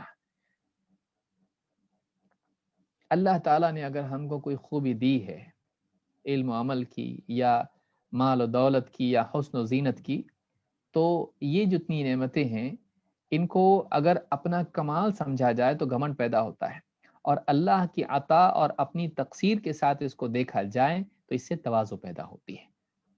اللہ نے دیا لیکن میں کتنا نالائق نکما ہوں، حق ادا نہیں کر پاتا اس کا، اللہ معاف کر، محاسبہ مت کر، یہ مزاج اگر آدمی کا ہو تو اس میں گھمنڈ پیدا نہیں ہوگا۔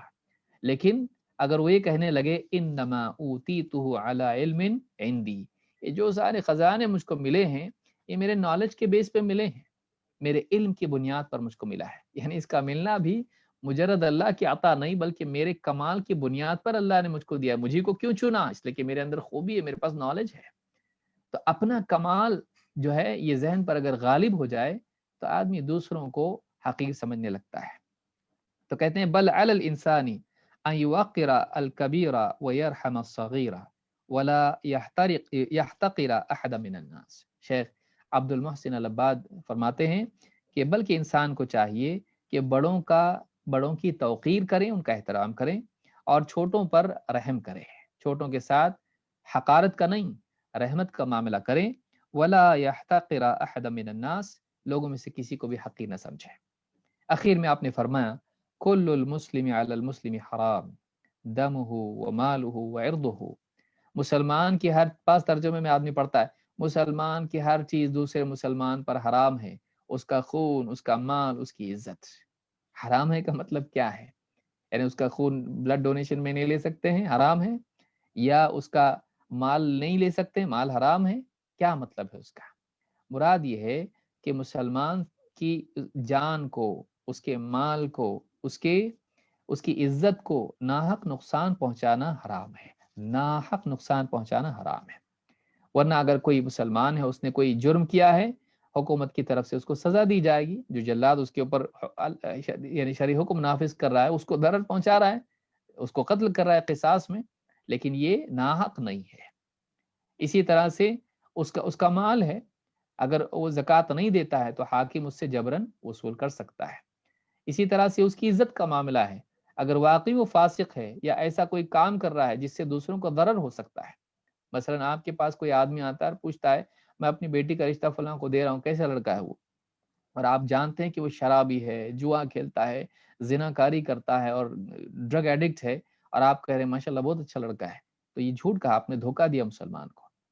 آپ کو چاہیے کہ آپ بتائیں. ہاں چھوٹی موٹی چیزیں اگر کسی کی ہیں تو وہ ہنستا بہت ہے، تو آپ اس کو بتانے کی ضرورت نہیں، خواہ اس کے ذہن میں آپ نے ڈال دیا کہ وہ سوچے کہ یہ بھی کوئی عیب کی چیز ہے. لیکن واقعی کوئی جرم ہے، ایسا ہے جس سے بچی کی زندگی خراب ہو سکتی ہے، تو آپ کا بتانا ضروری ہے. تو ہاں اگر اس نے توبہ کر لی ہو اور اب اچھی زندگی گزارا تو بتانے کی ضرورت نہیں. لیکن آج بھی وہ گناہ گار ہے، تو اب یہ سوچیں کہ مسلمان کی عزت بچانا چاہیے، تو یہ وہ بات نہیں، جیسا کہ آگے بھی حدیث میں انشاءاللہ آئے گا. تو مسلمان کی جان، اس کا مال اور اس کی عزت کو نقصان پہنچانا جائز نہیں ہے. اللہ کے نبی صلی اللہ علیہ وسلم نے فرمایا فَإِنَّ دِمَاءَكُمْ وَأَمْوَالَكُمْ عَلَيْكُمْ حرام، تمہارے خون اور تمہارے مال تم پر آپس میں حرام ہیں، یعنی ان کو نقصان پہنچانا حرام ہے. كَحُرْمَةِ يَوْمِكُمْ هَذَا فِي شَهْرِكُمْ هَذَا وَفِي بَلَدِكُمْ هَذَا. اس مہینے ذوالحجہ کے مہینے کی حرمت کی طرح، اس دن کی حرمت کی طرح، اس مہینے کی حرمت کی طرح، عرفہ کا دن، اس مہینے کی حرمت ذوالحجہ، اور تمہارے اس شہر مکہ کی حرمت کی طرح. الی یوم تلقون ربکم، کب تک کے لیے ہے؟ قیامت تک کے لیے، جب تم اپنے رب سے ملاقات کرو گے. ہمیشہ کے لیے چیز محترم ہے. ہمیشہ کے لیے یہ حرام ہے کہ مسلمان کی جان و مال اور اس کی عزت کو نقصان پہنچائے. امام البخاری نے کتاب الحج میں اس کو روایت کیا ہے، حدیث نمبر 1741 پر، اور اسی طرح سے امام مسلم نے بھی القسامہ والمحاربین والقصاص والدیات میں اس کو روایت کیا ہے. تو یہ حدیث ہم نے مکمل کی، جس میں پیارے رسول صلی اللہ علیہ وسلم نے جان، مال اور عزت کے تعلق سے یہ بتایا کہ ان کی رعایت اور ان کی حفاظت ضروری ہے. کسی مسلمان کے لیے روا نہیں، مناسب نہیں، جائز نہیں کہ ان کو نقصان پہنچائے، اور نہ یہ صحیح ہے کہ وہ دوسرے مسلمان کو اس طرح سے مصیبت میں چھوڑ دیں، جان و مال کے نقصان یا عزت کے نقصان میں چھوڑ دیں اور اس کی مدد نہ کریں. جس میں مدد کرنے میں یہ بھی آتا ہے کہ مثلا کسی مسلمان کی غیبت ہو رہی ہو، کسی مسلمان کی بے عزتی ہو رہی ہو، اس پر بہتان لگائی جا رہی ہے، اور آپ سن رہے ہیں آج ہمارا جو سماج ہے یہ بیمار ہو چکا ہے کہ کوئی بھی کسی کے خلاف جو ہے بے عزتی کے الفاظ کہے یا اس کی یعنی اس پر تہمتیں لگائے، سب سنتے میرا مسئلہ نہیں ہے میرا مسئلہ نہیں ہے. کوئی اس بارے میں یعنی غلط بولنے والے کو چپ نہیں بٹھاتا. مجلسیں گھنٹوں گھنٹوں کی مجلسیں ہوتی ہیں لیکن کوئی کسی کو چپ نہیں بٹھاتا ہے. تو یہ مصیبت ہے. میڈیا میں آپ دیکھیے کتنے لوگ ہیں جو لوگوں پر تہمتیں لگاتے ہیں، لیکن کوئی کسی مسلمان کے لیے سوچتا نہیں ہے کہ اس کی بھی کوئی عزت ہوگی. جب خود پہ بیتتی ہے تب جا کے سمجھ میں آتا ہے، تب لوگوں کی شکایت دلوں میں آتی ہے کہ میری کوئی مدد نہیں کرتا ہے. تو یہ چیز یاد رکھنے کی ہے کہ مسلمان کا مددگار ہوتا ہے، نہ خود اس پر ظلم کرتا ہے اور نہ ہی اس کو بے یار و مددگار چھوڑ دیتا ہے. آئیے آگے بڑھتے ہیں. حدیث نمبر 36.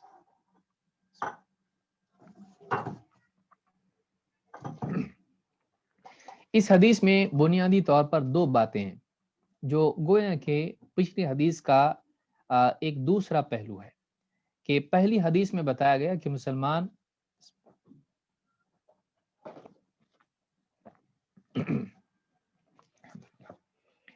ایک مسلمان دوسرے مسلمان کو نقصان نہ پہنچائے، نہ نقصان ہونے دے اس کا۔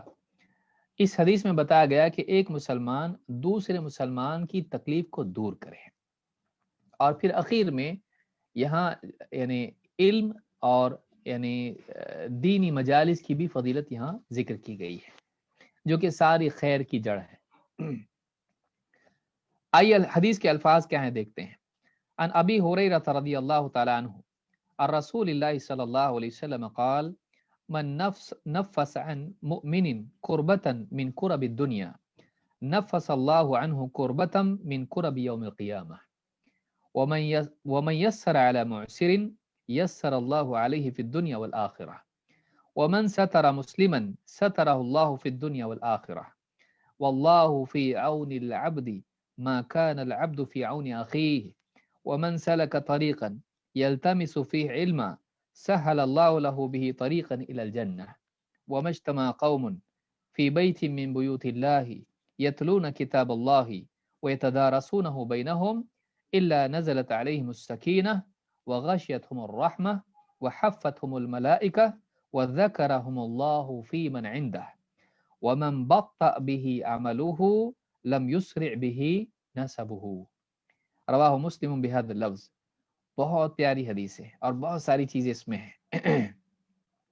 ابو ہریرہ رضی اللہ تعالیٰ عنہ فرماتے ہیں، حدیث سے ہم کو خوشی ہونا چاہیے کہ ایک صحیح حدیث امام مسلم کی روایت کی ہوئی بالکل صحیح السند، جس میں اتنی ساری باتیں ہیں، ایک حدیث کا ہم تک پہنچنا، اگر ہم دیکھیں کہ روات نے اپنی زندگی کس طرح سے ایک ایک حدیث کے لیے سفر کیے، اس کو محفوظ رکھا، کھانا پینا چھوڑ کے، راحت چھوڑ کے، بیماریاں نہ جانے کتنا کیا بیچ باج کے انہوں نے دین کا علم حاصل کیا، تب جا کے سمجھ میں آتا ہے کہ ایک حدیث کتنی قیمتی ہوتی ہے۔ اللہ رب العالمین ہم کو احادیث کی، قرآن و سنت کی قدر کرنے کی توفیق عطا فرمائے۔ ابو ہریرہ رضی اللہ عنہ فرماتے ہیں کہ اللہ کے رسول صلی اللہ علیہ وسلم سے روایت ہے، آپ نے فرمایا من نفس عن مؤمن کربۃ من کرب الدنیا، جو انسان، جو شخص کسی مومن سے کوئی بھی مومن ہو، دنیا کی تکلیفوں میں سے کوئی تکلیف ہلکی کر دے۔ بعض روایتوں میں نفسہ ہیں، بعض میں فرجہ ہے۔ علماء نے کہا، ابن رجب رحمہ اللہ فرماتے ہیں دونوں میں فرق ہے۔ نفسہ یہ کہ اس میں تھوڑا ہلکا پن کر دے، فرجہ کا مطلب یہ ہے کہ اس کو ہٹا دے، اور تفریج یہ تنفیذ سے اوپر کا مرتبہ ہے۔ یہ ابن رجب رحمہ اللہ نے اپنی شرح جامع العلوم والحکم میں کہا ہے۔ تو جو کسی مومن سے دنیا کی تکلیفوں میں سے کوئی تکلیف ہلکی کر دے، تنفیس اس لیے اس کو بعد میں ہم اس کو دیکھتے ہیں، تو ہلکی کر دے، نفس اللہ عنہ کربۃ من کرب یوم القیامہ، اللہ تعالی قیامت کے دن کی تکلیفوں میں سے کوئی تکلیف اس کے لیے ہلکی کر دے گا۔ وَمَن يَسَّرَ عَلَى مُعْسِرٍ، جو آدمی کسی قرض میں ڈوبے ہوئے شخص کے لیے آسانی کر دے، یسر اللہ علیہ فی الدنیا والآخرہ، اللہ تعالیٰ دنیا اور آخرت میں اس کے ساتھ تیسیر کا معاملہ کرے گا، اس کے لیے آسانی پیدا کر دے گا۔ وَمَن سَتَرَ مُسْلِمًا سَتَرَهُ اللَّهُ فِي الدُّنْيَا وَالْآخِرَةِ، جو کسی مسلمان کی کسی غلطی پر پردہ ڈال دے، کسی عیب پر پردہ ڈال دے، اللہ تعالیٰ دنیا میں بھی اور آخرت میں بھی اس کے اوپر پردہ ڈال دے گا، اس کی کمیوں پر، اس کے عیب پر پردہ ڈال دے گا۔ واللہ فی عون العبد ما کان العبد فی عون اخیہ، اللہ تعالیٰ بندے کی مدد پر ہوتا ہے جب تک کہ خود بندہ اپنے بھائی کی مدد پر ہو۔ ومن سلک طریقا یلتمس فیہ علما سہل اللہ لہ بہ طریقا الی الجنہ، جو شخص علم کی چاہت میں، علم کی طلب میں کوئی راہ چلتا ہے، اللہ تعالیٰ اس کے اس عمل کی برکت سے اس کے لیے جنت کا راستہ آسان کر دیتا ہے۔ پھر وَمَجْتَمَعَ قَوْمٌ فِي بَيْتٍ مِّن بُيُوتِ اللَّهِ يَتْلُونَ كِتَابَ اللَّهِ وَيَتَدَارَسُونَهُ بَيْنَهُمْ، جب بھی کچھ لوگ اللہ کے گھروں میں سے کسی گھر میں جمع ہوتے ہیں اور اللہ تعالیٰ کی کتاب کی تلاوت کرتے ہیں اور اسے آپس میں ایک دوسرے کو سیکھتے سکھاتے ہیں، تو کیا ہوتا ہے؟ الا نزلت علیہم السکینہ، ان پر سکینت نازل ہوتی ہے، وغشیتہم الرحمہ، ان پر رحمت انہیں ढांप लेती है। वहफ़्फ़तहुमुल मलाइका, फरिश्ते उन्हें घेर लेते हैं। वज़करहुमुल्लाहु फ़ी मन इंदह, और अल्लाह ताला अपने पास मुक़र्रब फरिश्तों के दरमियान उन पर फ़ख्र करते हुए उनका जिक्र करता है, उनका जिक्र खैर करता है। वमन बत्ता बिही अमलुहु लम युस्रि बिही नसबुहु, हाँ, जिसका अमल उसे पीछे कर दे, उसका नसब, उसका ऊंचा नसब उसको आगे नहीं कर सकता है। इस हदीस को इमाम मुस्लिम ने रिवायत किया है। कितनी सारी चीजें एक हदीस में है। मन नफ़सान, आइए देखते हैं कि उसके जो जुमले हैं उसमें क्या मानी है और उसके क्या अहकाम है। मन नफ़्फ़स अन मुमिनिन कुर्बतम मिन कुरबिद दुनिया, जो किसी मुसलमान से दुनिया की तकलीफों में से कोई तकलीफ दूर कर दे। तनफीस के बारे में उलमा ने कहा कि तनफीस क्या है, कि गोया कि एक आदमी किसी तकलीफ में घुट रहा है और दबोचा हुआ उसको है और सांस लेना उसके लिए मुश्किल हो गया है, गोया कि ऐसी हालत है, तो उसको उसमें से निकाल देना कि एक आदमी सुख का सांस ले, तो इसीलिए उसको तनफीस कहा जाता है। कि एक आदमी जो उलझा हुआ है और दबोचा गया है परेशानी में, उससे उसको हल्का कर देना कि कम से कम कुछ सांस तो ले सके, ब्रीदिंग स्पेस उसको मिले, तो इसको तनफीस कहा जाता है। क्या होगा? नफ़सल्लाहु अन्हु कुर्बतम मिन कुरबि यौमिल क़ियामह, कि अल्लाह ताला क़ियामत के दिन की तकलीफों में से कोई तकलीफ उसके लिए हल्की कर देगा। क़यामत के दिन के बारे में अल्लाह ने फरमाया कि कोई आसान दिन नहीं है, यौमुन असीर उसको कुरान में कहा गया, बड़ा मुश्किल वाला दिन है वो। इब्न हजर रहमतुल्लाह फरमाते हैं वल कर्ब हुवल गम्मु अल्लज़ी यअख़ुज़ुन नफ्स, कहते हैं कि कर्ब से मुराद वो गम है जो इंसान को दबोच लेता है, इंसान पर गालिब आ जाता है। फतहुल बारी में बात उन्होंने कही है। इमाम नववी रहमतुल्लाह अलैह फरमाते हैं व यदखुलु फी कश्फिल कुर्बती तफरीजहा तफरीजुहा वमन अज़ालहा बिमालिही औ जाहिही औ मुसाअदतिही वज़ाहिरु अन्नहु यदखुलु फीही मन अज़ालहा बिइशारतिही व राइही व दलालतिही। कहते हैं कि कश्फ कुर्बा, तकलीफ को हटाना और इसमें इसकी तफरीज करना, इसको यानी इसमें तंगी को हटा के उसमें वसअत पैदा कर देना, आदमी को उससे बाहर निकाल ले आना। कहते हैं ये कैसे होता है? इसमें सब चीजें दाखिल हैं। जो अपने माल से किसी की परेशानी दूर कर दे, जो अपनी अपने मकाम और अपनी जाह, अपना जिसको हम कहेंगे इन्फ्लुएंस इंग्लिश में कहा जाता है, अपने असर से उसको, कोई आदमी परेशान है, आपका असर है, किसी इलाके में दबदबा है, कोई सता रहा है उसको, आपने उससे कहा क्यों भाई क्या है, क्यों तकलीफ दे रहे हो उसको, अच्छा भला आदमी परेशान क्यों करे, क्यों मजाक उड़ाते हो, रोजाना उसको क्यों सताते हो? आपने अपनी अपने असर से उसकी तकलीफ दूर कर दी, आपका पावर है वहां पर। और मुसाअदती ही, कोई आदमी बोझ नहीं उठा पा रहा है, आपने उसको सपोर्ट किया, उसका बोझ उठा दिया, तकलीफ दूर कर दी। तो चाहे कौल से हो, अमल से हो या असर से हो, उसकी तकलीफ दूर कर देना, सब इसमें आता है। और कहते हैं जाहिर ये है कि इसमें यानी इशारे से, राय से और रहनुमाई से भी अगर उसकी तकलीफ दूर कर दे, कोई आदमी भटक रहा है, उसको इलाज कर रहा है, कोशिश कर रहा है, इलाज ही नहीं हो रहा है, आप जानते हैं इस बीमारी का इलाज फुला डॉक्टर के जरिए अल्लाह ताला शिफा उसको दे सकता है, ये डॉक्टर एक्सपर्ट है। आप कहेंगे देखिए फुला फुला डॉक्टर के पास जाओ, मुमकिन है अल्लाह ताला तुमको शिफा दे। गया वो और वहां इलाज किया, अच्छा हो गया। आपने अपनी रहनुमाई के जरिए से उसकी तकलीफ दूर की, आपने खुद दूर नहीं की, आपने उसकी रहनुमाई की, आपने इशारा किया। एक आदमी को कोई कहीं जा रहा है, उसको दरवाजे नहीं मिल रहा, एंट्री कहाँ है, एग्जिट कहाँ है, आपने उसको इशारे से बता दिया जा, वो परेशान भटक रहा है, उसको मिल गया कि यहाँ से जाना है, रास्ता यहाँ से है। तो इस तरह से कई चीजें हो सकती है। थोड़ी तकलीफ, बड़ी तकलीफ, परेशानी, मुसीबत, एक आदमी अपने कौल से, अपने इशारे से, अपनी ताकत से, अपने असर से, अपने माल से किसी की तकलीफ दूर करता है, सब इसमें शामिल है। इमाम नववी ने बात शरह मुस्लिम में कही है। यहाँ पर यह है कि जो दुनिया की तकलीफ में उसके लिए तनफीस और तफरीज का मामला करेगा, अल्लाह दुनिया और आखिरत में उसके लिए यही मामला करेगा। हल जज़ाउल इहसान इल्लल इहसान, भलाई का बदला भलाई नहीं तो और क्या है? अल्लाह ताला ने कुरान करीम में सूरत रहमान में कहा है, आयत नंबर 60 में, इब्न रजब रहमतुल्लाह अलैह फरमाते हैं हादा यरजिउ इला अन्नल जज़ाअ मिन जिनसिल अमल, ये उस उसूल की तरफ इशारा है जिसमें ये मुत्तफ़िक़ा उसूल है कि जज़ा जिन्सुल अमल में से होती है। जैसा अमल होता है अल्लाह का बदला भी वैसे ही होता है, चाहे वो नेकी का मामला हो चाहे बुराई का मामला हो। کہ جو دنیا میں ہلکا کرے گا اس کی تکلیف کو، اللہ آخرت میں اس کی تکلیف کو ہلکا کرے گا۔ جو دنیا میں ایسا کرے گا جیسے تم زمین والوں پر رحم کرو، آسمان والا تم پر رحم کرے گا۔ کئی حدیث سے اس طرح سے کتنی آیتیں ہیں کہ جو دنیا میں معاف کرے گا، اللہ نے کیا فرمایا، وَلْيَعْفُوا وَلْيَصْفَحُوا أَلَا تُحِبُّونَ أَن يَغْفِرَ اللَّهُ لَكُمْ۔ ایمان والوں کو چاہیے کہ درگزر کا معاملہ کریں اور یعنی معاف کر دیں، درگزر کا معاملہ کریں۔ کیا تم یہ پسند نہیں کرتے کہ اللہ تم کو معاف کر دے؟ تم معاف کرو گے، اللہ تم کو معاف کرے گا۔ جو دنیا میں تواضع اختیار کرے گا، اللہ عزت دے گا اس کو۔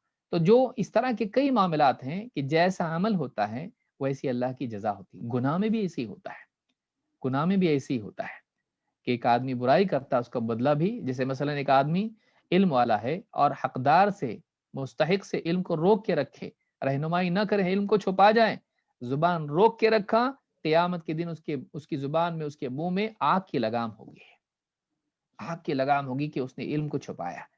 تو دنیا میں چھپایا، زبان کو روکا، قیامت کے دن اس کو لگام لگائی جائے گی آگ کی۔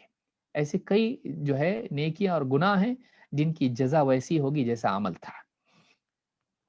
وَمَن يَسَّرَ عَلَى مُعْسِرٍ يَسَّرَ اللَّهُ عَلَيْهِ فِي الدُّنْيَا وَالْآخِرَةِ، جو کسی قرض میں مبتلا شخص کے لیے تیسیر کا معاملہ کر دے، آسانی پیدا کر دے، اللہ دنیا اور آخرت میں اس کے لیے آسانی پیدا کرے گا۔ اللہ تعالیٰ قرآن کریم میں فرماتا ہے وَإِن كَانَ ذُو عُسْرَةٍ فَنَظِرَةٌ إِلَىٰ مَيْسَرَةٍ، جو آدمی قرض کے معاملے میں تنگی میں ہو تو اس کی وسعت پیدا ہونے تک کے لیے اس کو مہلت دینا چاہیے۔ وَأَن تَصَدَّقُوا خَيْرٌ لَكُمْ، اور اگر تم صدقہ ہی کر دو، جو قرض اس پر تھا تمہارا وہ تم بطور صدقہ چھوڑ دو تو یہ تمہارے لیے زیادہ اچھا ہے۔ ان کنتم تعلمون، اگر تم جانتے ہو واقعی اس کی فضیلت کیا ہے، اگر تم جانتے ہو تو تمہارے لیے بہتر ہے۔ اس سورۃ البقرہ آیت نمبر 280 ہے۔ اللہ کے نبی صلی اللہ علیہ وسلم فرماتے ہیں من انظر، میں تیزی سے اس لیے جا رہا ہوں کہ یہ ساری چیزیں مکمل ہو جائیں اور انشاءاللہ کوئی سمجھنے میں دقت اس میں نہیں انشاءاللہ، لیکن نصوص سامنے آ جائیں اس سے متعلق۔ من انظر معسرا او وضع عنہ اظلہ اللہ فی ظلہ، جو آدمی کسی قرض میں پریشان، تنگی میں مبتلا شخص کے لیے مہلت دے یا اس کا قرض ہی ہٹا دے، مٹا دے، ختم کر دے، اظلہ اللہ فی ظلہ، قیامت کے دن اللہ تعالیٰ اپنے سائے میں اس کو جگہ دے گا۔ امام مسلم نے اس کو روایت کیا ہے 3006 پر۔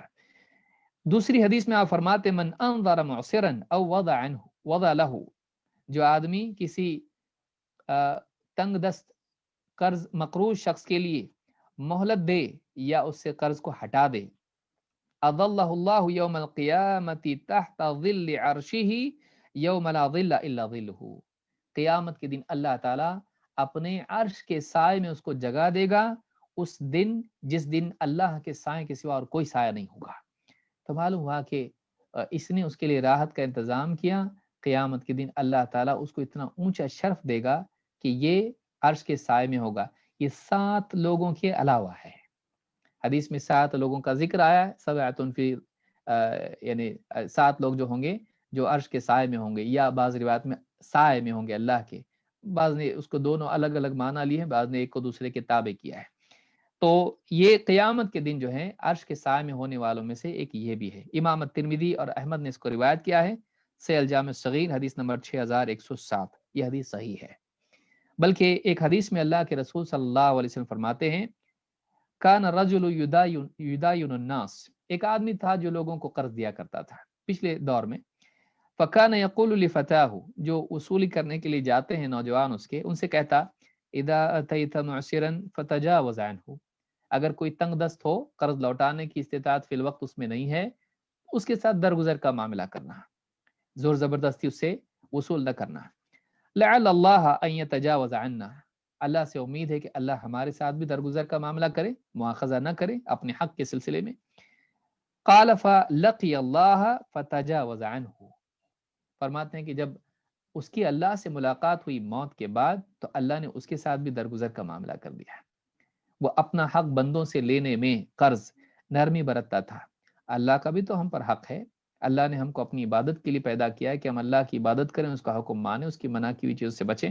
ہم سے بھی تو کوتاہی ہوتی ہے، ہم سے بھی تو چیزیں ٹلتی ہیں، تو اللہ تعالیٰ اگر ہمارا مواخذہ کرے تو ہم کیا جواب دیں گے؟ تو جب ہم مخلوق کے ساتھ نرمی برتتے ہیں اپنے حقوق میں تو اس کا لازمی اللہ کی طرف سے جزا اللہ کی ہے کہ اللہ تعالیٰ ہمارے ساتھ بھی درگزر کا معاملہ کرتا ہے۔ اس حدیث سے اس معاملے میں یہ بات معلوم ہوتی ہے۔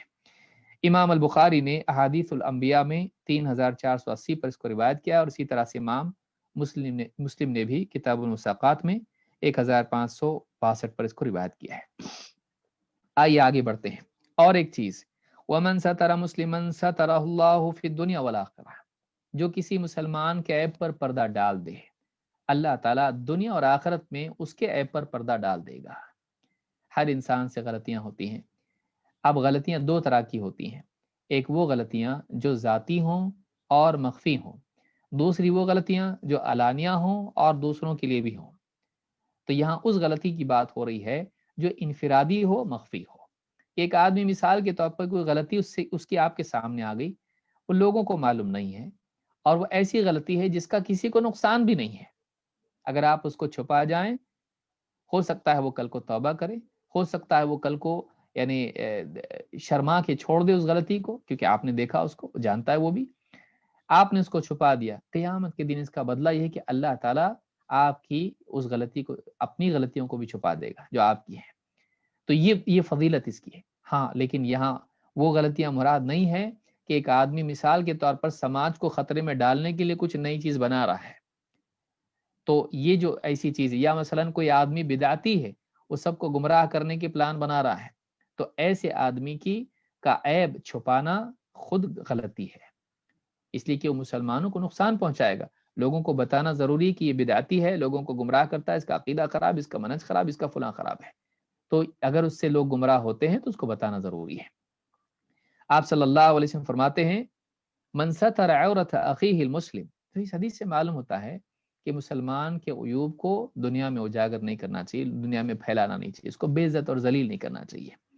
اس کا نقصان صرف اس مسلمان کو نہیں ہوتا ہے، اس کا نقصان سماج کو بھی ہوتا ہے، کیونکہ جب برائیاں عام ہوتی ہیں تو لوگوں میں حوصلہ پیدا ہوتا ہے کہ فلاں آدمی شراب پیتا ہے، لوگوں کو نہیں معلوم تھا، آپ نے سب کے سامنے بیان کر دیا، لوگ ہم تو اچھا سمجھتے تھے اس کو، لیکن وہ شراب پیتا ہے، تو اس لوگوں کے اندر گناہ کا حوصلہ پیدا ہوتا ہے کہ جب وہ کرتا ہے تو ہم بھی کریں گے، ہم کیوں برے ہو جائیں گے۔ لہٰذا سماج کو بھی اس کا نقصان ہوتا ہے، آپ کو بھی نقصان ہوتا ہے، آخرت کے اعتبار سے، دنیا کے اعتبار سے، تو یہ بہت بری بات ہے۔ من ستر عورت اخیہ المسلم، جو کسی مسلمان بھائی کے ستر کو چھپائے، اس کے عیب کو چھپائے، اس پر پردہ ڈالے، ستر اللہ عورتہ یوم القیامہ، قیامت کے دن اللہ تعالیٰ اس کی چھپانے کی چیزوں کو چھپا دے گا۔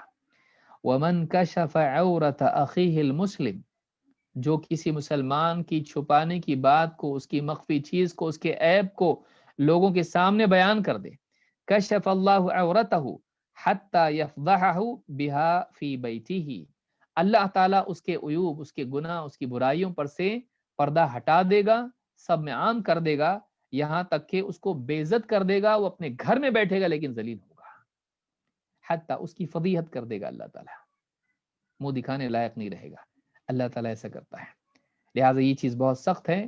مسلمانوں کے تعلق سے، ان کی عزتوں کے تعلق سے بولتے وقت میں زبان کو لگام دینا چاہیے، تقویٰ کی۔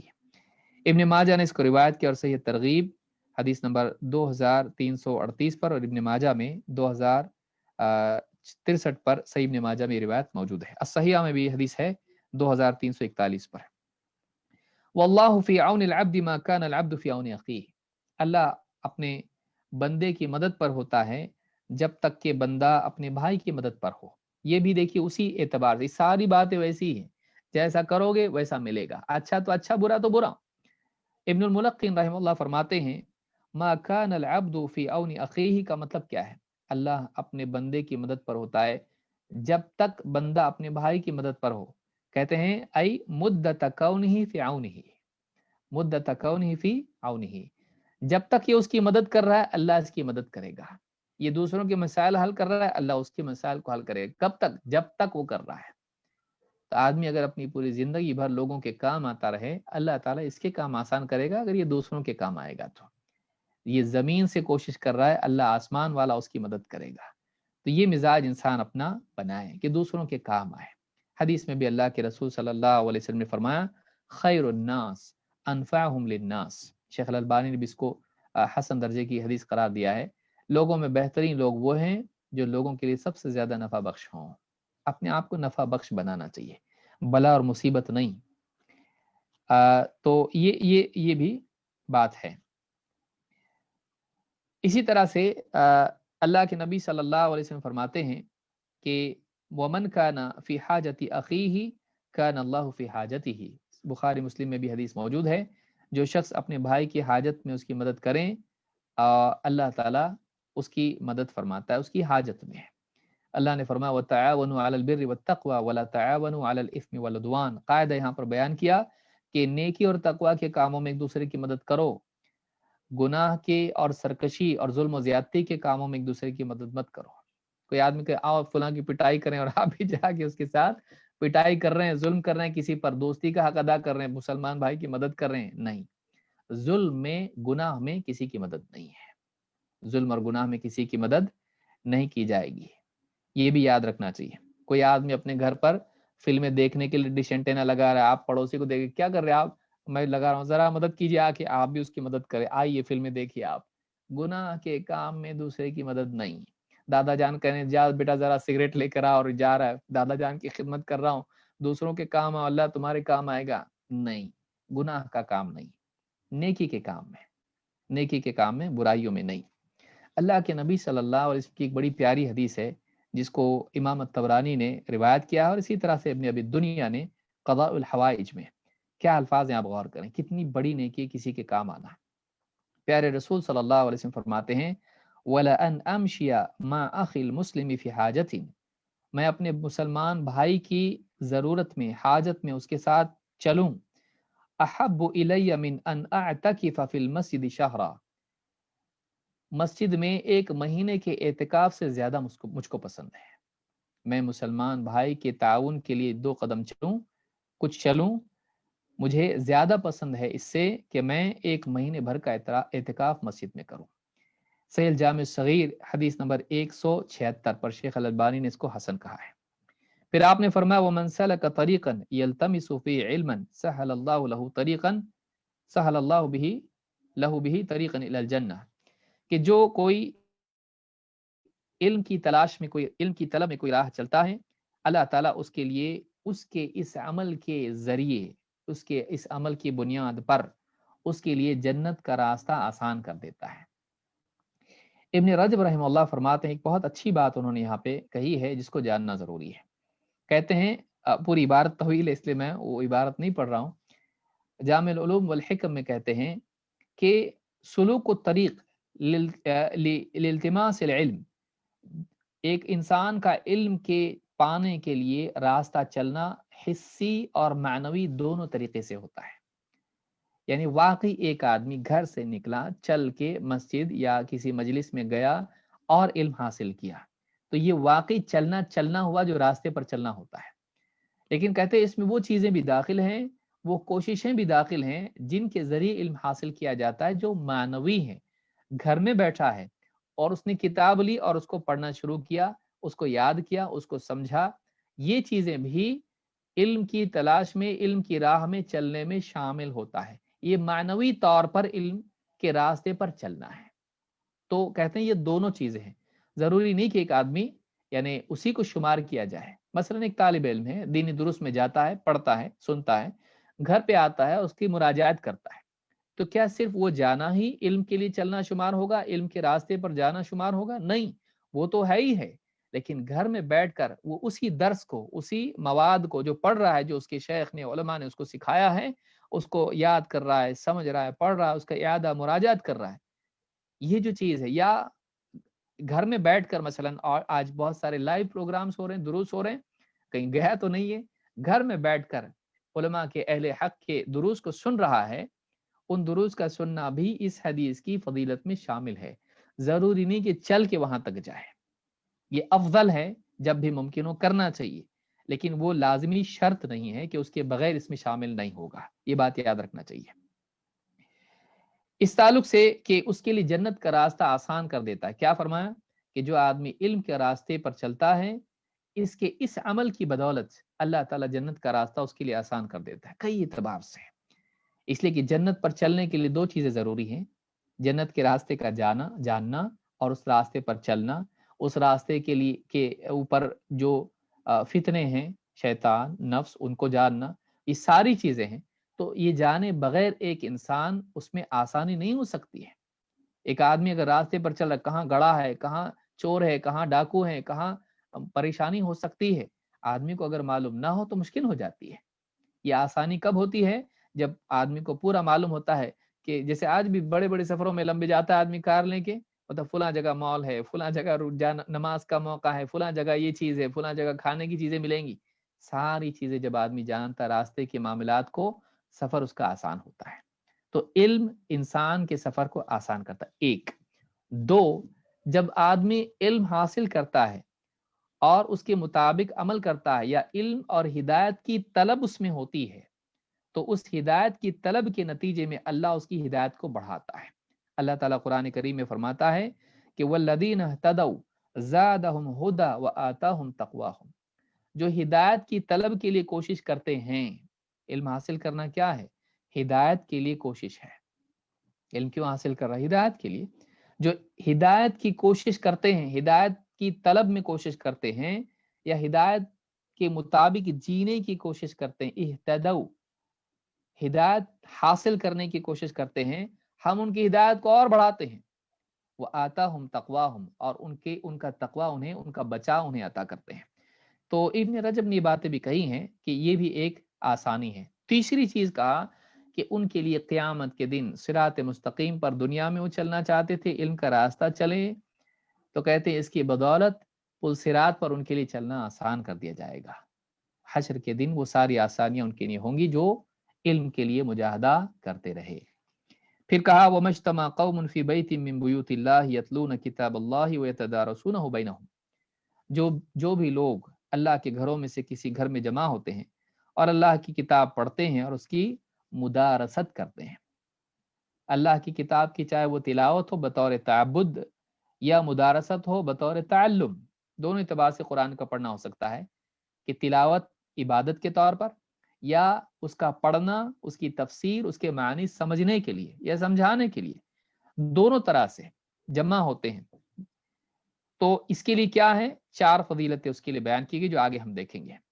قرآن کا سیکھنا سکھانا بہت افضل ہے، افضل ترین عمل ہے. آپ نے فرمایا خیرکم من تعلم القرآن وعلمہ، تو میں بہترین وہ ہے جو قرآن کو سیکھے اور سکھائے. صحیح بخاری حدیث نمبر 5027. 4 چیزیں حاصل ہوتی ہیں قرآن کے تلاوت اور اس کی مدارست پر. کیا ہے وہ؟ الا نزلت علیہم السکینہ، ان پر سکینت نازل ہوتی ہے. وغشیتہم الرحمہ، ان کو رحمت ڈھانپ لیتی ہے. وحفتہم الملائکہ، فرشتے ان کو گھیر لیتے ہیں. وذکرہم اللہ فی من عندہ، اللہ تعالیٰ اپنے مقرب فرشتوں میں ان کا ذکر خیر کرتا ہے، ان کی تعریف کرتا ہے، ان کا تذکرہ کرتا ہے. یہ 4 باتیں اس حدیث میں بیان ہوئی ہیں. سکینت کیا ہے؟ شیخ ابن عثیمین رحمہ اللہ فرماتے ہیں شرح الاربعین میں، السکینۃ ای الطمأنینۃ القلب وانشراح الصدر. ان پر سکینت نازل ہوتی تو کیا ہوتا ہے؟ قرآن کے پڑھنے سے اور دینی مجالس میں جہاں قرآن کا درس ہوتا ہے وہاں بیٹھنے سے کیا ہوتا ہے؟ کہتے ہیں اس سے دل میں ایک طمأنینت، اطمینان پیدا ہوتا ہے. آدمی دین پر مطمئن ہوتا ہے، سکون و چین اس کے دل کو محسوس ہوتا ہے. سکینت اس میں یعنی سکون اور وقار اس کی زندگی میں آتا ہے، دل کو چین نصیب ہوتا ہے، دل میں اطمینان پیدا ہوتا ہے دین کی نعمت پر، اور انشراح صدر اس کو نصیب ہوتا ہے، شبہات دور ہو جاتے ہیں. کیونکہ قرآن کیا ہے؟ شفاء لما فی الصدور، سینوں میں جو بیماریاں ہیں ان کے لیے شفا ہے قرآن میں. تو اس کو انشراح صدر اور طمانینت قلب، اطمینان قلب اس کو نصیب ہوتا ہے. برا ابن عازب رضی اللہ تعالیٰ کہتے ہیں کان رجل یقرأ سورۃ الکہف، ایک آدمی سورہ کہف پڑھ رہا تھا. وإلی جانبہ حصان مربوط بشطنین، اس کے پاس ہی 2 گھوڑے جو ہیں، اس کے پاس جو ہے گھوڑا جو ہے یہ بندھا ہوا تھا، گھوڑے بندھے ہوئے تھے. فَتَغَشَّتْهُ سَحَابَةٌ، اس کے اوپر بادل آ کے اس کو ڈھانپ لیا بادل نے. فَجَعَلَتْ تَدْنُو وَتَدْنُو وَجَعَلَ فَرَسُهُ يَنْفِرُ، وہ بادل قریب قریب قریب آنے لگا اور گھوڑا جو ہے وہ ہنہنانے لگا، بپھرنے لگا. फलम्मा अस्बह अतन नबी सल्लल्लाहु अलैहि वसल्लम फذكر ذلك له, जब सुबह हुई तो साहब अल्लाह के नबी सल्लल्लाहु अलैहि वसल्लम के पास आए और आपसे बात बयान की। फ़क़ाल तिल्क सकीनतु तनज़्ज़लत बिल कुरआन, आपने फरमाया ये अल्लाह की तरफ से नाजिल होने वाली सकीनत थी जो तुम्हारे कुरान पढ़ने की बदौलत आई थी। तो कुरान जब आदमी पढ़ता है तो यानी हदीस में ये बताया जा रहा है कि वो साहबी पढ़ रहे थे और उनके लिए सकीनत नाजिल हो रही थी। सकीनत रहमत से एक अलग चीज़ है। तो ये बुखारी में हदीस है, फ़दाइलुल कुरान, हदीस नंबर 5011, और सलातुल मुसाफिरीन में इमाम मुस्लिम ने भी इसको रिवायत किया है। इसी तरह से दूसरी बात है कि उन पर रहमत नाजिल होती है। सलमान अल फारसी रदी अल्लाह तआला से रिवायत है, कहते हैं कान सलमान फी इसाबतिन यذकुरून अल्लाह फमर बिहिम रसूलुल्लाह सल्लल्लाहु अलैहि वसल्लम फजाअहुम कासिदन हत्ता दना मिनहुम। हजरत सलमान अल फारसी रदी अल्लाह तआला अन्हु बाद सहाबा के साथ थे, बैठे हुए थे और अल्लाह का जिक्र कर रहे थे, अल्लाह के बारे में गुफ्तगू हो रही थी। अल्लाह के नबी सल्लल्लाहु अलैहि वसल्लम का गुजर वहां से हुआ तो आप सीधे उनके पास आए। फ़कफ़्फ़ु अनिल हदीफ़ि इअज़ामन लिरसूलिल्लाहि सल्लल्लाहु अलैहि वसल्लम, तो उन्होंने अपनी बातचीत, हदीस का लफ्ज़ आ रहा है इसीलिए ज़िक्र तज़किरा था, तो कहा कि उन्होंने अपनी बातचीत रोक ली अल्लाह के नबी सल्लल्लाहु अलैहि वसल्लम की ताज़ीम के तौर पर। जो बड़े आ गए तो हमारी बात की क्या हैसियत है, खामोश हो गए। फ़क़ाल मा कुन्तुम तक़ूलून, आपने पूछा क्या बात कर रहे थे तुम लोग। फ़इन्नी रअयतु अर्रहमत तंज़िलु अलैकुम फ़अहबब्तु अन उशारिककुम फ़ीहा, आपने फरमाया क्या बात कर रहे थे तुम लोग। क्यों? इसलिए पूछ रहा हूँ क्योंकि मैंने देखा कि तुम पर रहमत नाजिल हो रही है। मैंने देखा कि तुम पर रहमत नाजिल हो रही है तो मुझे ये बात बड़ी, मेरी ये चाहत हुई कि मैं भी उसमें, इस गुफ्तगू में तुम्हारे साथ शरीक हो जाऊं ताकि मैं भी उस रहमत का हिस्सा पाऊं। इस हदीस को इमाम अल हाकिम ने अपनी मुस्तदरक में रिवायत किया और इमाम अज़्ज़हाबी ने कहा कि हदीस सही है। इसी तरह से तीसरी बात इसमें कि फरिश्ते घेर लेते हैं। अल्लाह के नबी सल्लल्लाहु अलैहि वसल्लम फरमाते हैं इन्ना लिल्लाहि मलाइकतन यतूफून फी तुरुक, अल्लाह के कुछ फरिश्ते हैं जो रास्तों में घूमते फिरते रहते हैं। यल्तमिसून अहल ज़िक्र, वो जिक्र करने वालों की तलाश में रहते हैं, अल्लाह का जिक्र करने वाले। फ़इज़ा वजदू कौमन यज़कुरून अल्लाह तनादौ, जब कहीं उन्हें कोई मिलता है ऐसा जो, या कुछ लोग मिलते हैं जो अल्लाह का जिक्र कर रहे हैं, अल्लाह की बात हो रही है या अल्लाह का जिक्र हो रहा है, सुभान अल्लाह अल्हम्दुलिल्लाह, या अल्लाह का तज़किरा हो रहा है दर्स की सूरत में। तनादौ, वो एक दूसरे को आवाज देकर पुकारते हैं। हलुम्मु इला हाजतिकुम, पुकार के कहते हैं आओ जिस चीज की तुमको जरूरत थी मिल गई। काला फयहुफ़ूनहुम बिअजनिहतिहिम इला समाइ दुनिया, वो अपने परों से उनको ऐसे घेर लेते हैं और एक के ऊपर एक के ऊपर एक के ऊपर ऐसे होते हैं कि आसमान दुनिया तक चले जाते हैं। इतना जो है उस मजलिस को घेर लेते हैं जहां अल्लाह का जिक्र हो रहा होता है। कितने खुशकिस्मत लोग हैं वो जो ऐसी मजालिस में बैठने का खास एहतमाम करते हैं, इखलास नीयत के साथ और ध्यान और तवज्जो के साथ सुनते हैं। इमाम अल बुखारी ने किताब दावात में 6408 पर और इमाम मुस्लिम ने अज़िक्र व दुआ वल इस्तिग़फ़ार में इसको रिवायत किया और अल्फाज बुखारी के हैं। और अल्लाह ताला, चौथी चीज क्या है, अल्लाह ताला अपने यहाँ इनका जिक्र करता है। अल्लाह ने फरमाया फ़ज़्कुरूनी अज़्कुरकुम, तुम मेरा जिक्र करो मैं तुम्हारा जिक्र करूंगा, तो मुझे याद करो मैं तुम्हें याद करूंगा।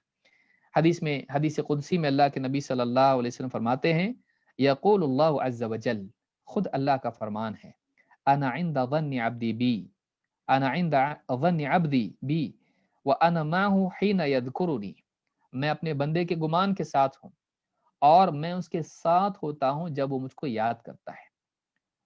ये मैयत खास सा है जो अमल के साथ मुक़य्यद है, जिसकी कैफियत अल्लाह जानता है। और बाज़ उलमा ने कहा कि इससे मुराद अल्लाह ताला की नुसरत और यानी उसका साथ होना, उसके इल्म के साथ, उसकी हिफाजत के साथ है।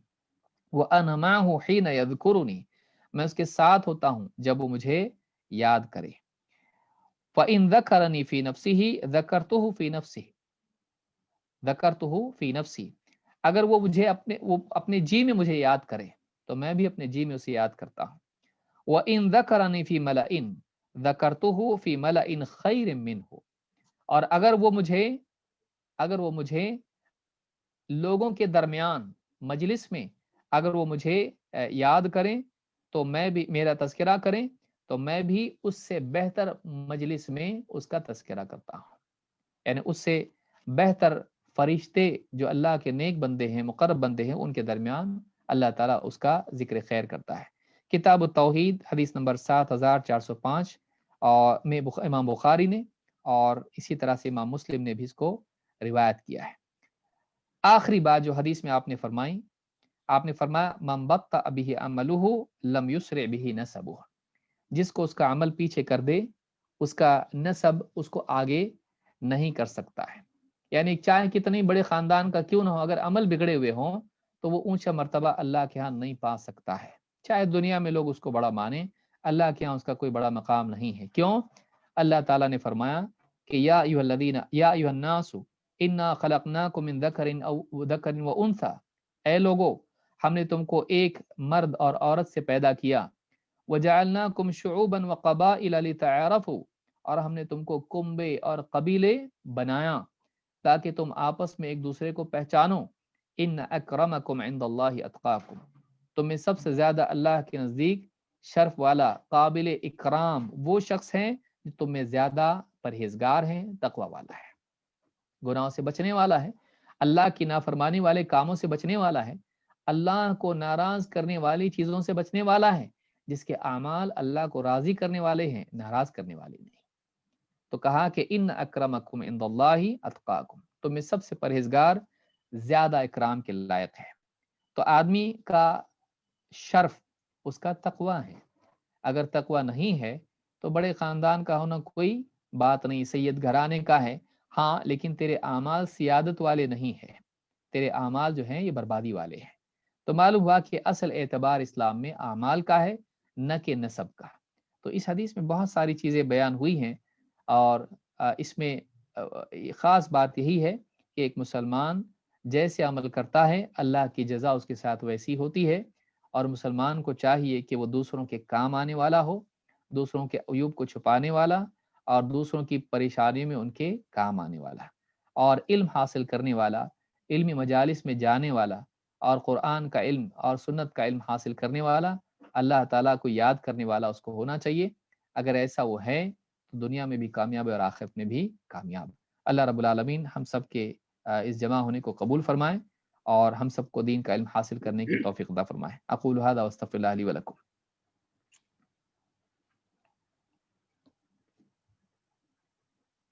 اللہ رب العالمین شیخ محترم کو جزائے خیر عطا فرمائے. دل تو چاہتا ہے کہ شیخ درس اپنا جاری رکھیں، ہم لوگ سنتے رہیں، لیکن ظاہر بات ہے وقت بہت زیادہ ہو چکا ہے. کافی لوگ ہندوستان سے بھی جڑے ہوئے ہیں. اللہ تعالیٰ سب کی حاضری کو، شرکت کو قبول فرمائے اور اللہ تعالیٰ شیخ محترم کی حفاظت فرمائے. بڑی قیمتی اور علمی باتیں شیخ کے ذریعے ہمیں ملتی ہیں، اور شیخ کے درس کے بعد کچھ کہنے کی گنجائش نہیں باقی رہتی ہے، سوائے اس کے کہ ہم شیخ کے لیے دعا کریں. اور آپ لوگوں سے بھی ہماری ہمیشہ یہ درخواست رہتی ہے کہ زیادہ سے زیادہ آپ لوگ شرکت کریں، اور یہ جو علم کا سمندر شیخ بہا رہے ہیں اس سے زیادہ سے زیادہ ہم اور آپ لوگ فائدہ اٹھائیں. اللہ رب العالمین ہم سب کو توفیق دے آمین. اور انشاءاللہ آنے والے جمعہ کو شیخ 2 حدیثیں شیخ نے آج شرح کی ہیں، حدیث نمبر 35 اور 36، اور اس کے بعد انشاءاللہ آنے والے جمعہ کو پھر باقی حدیثیں کی شرح کی جائے گی. اللہ تعالیٰ ہم سب کی حفاظت فرمائے اور اس طرح کی دینی مجلسوں میں اللہ تعالیٰ ہم سب کو شرکت کی توفیق دے. اور آج میں نے دیکھا کہ شیخ کا درس جمعرات کو بھی ہوتا ہے الغات دعویٰ سینٹر کے زیر نگرانی. غالباً ٹائمنگ یہی ہے جو ہم لوگوں کی ہے، جمعرات کو 7 بجے سے شیخ کا درس وہاں ہوتا ہے. تو اس میں بھی آپ لوگ جڑیں اور سنیں، جتنا زیادہ فائدہ اٹھا سکتے ہیں فائدہ اٹھائیں. اور اس طرح کے مجالس میں ابھی آپ نے بڑا ہی اہم فائدہ سنا، اگرچہ آپ اس مجلس میں موجود نہیں ہیں لیکن آپ کا یہ سننا بھی اسی کے اندر شامل اور داخل، جیسا کہ شیخ نے علماء کے اقوال کے روشنی میں اس کی شرح فرمائی. تو اللہ تعالیٰ اس طرح کی دینی مجالس میں ہمیں شرکت کرنے اور اس سے فائدہ اٹھانے کی توفیق دے، اور جو کچھ ہم سیکھیں اللہ تعالیٰ عمل کرنے کی توفیق دے. علم عمل کا نام ہے، خشیت کا نام ہے. اللہ تعالیٰ عمل کرنے کی توفیق دے آمین. جزاکم اللہ خیر. السلام علیکم ورحمۃ اللہ وبرکاتہ. وعلیکم السلام ورحمۃ اللہ وبرکاتہ.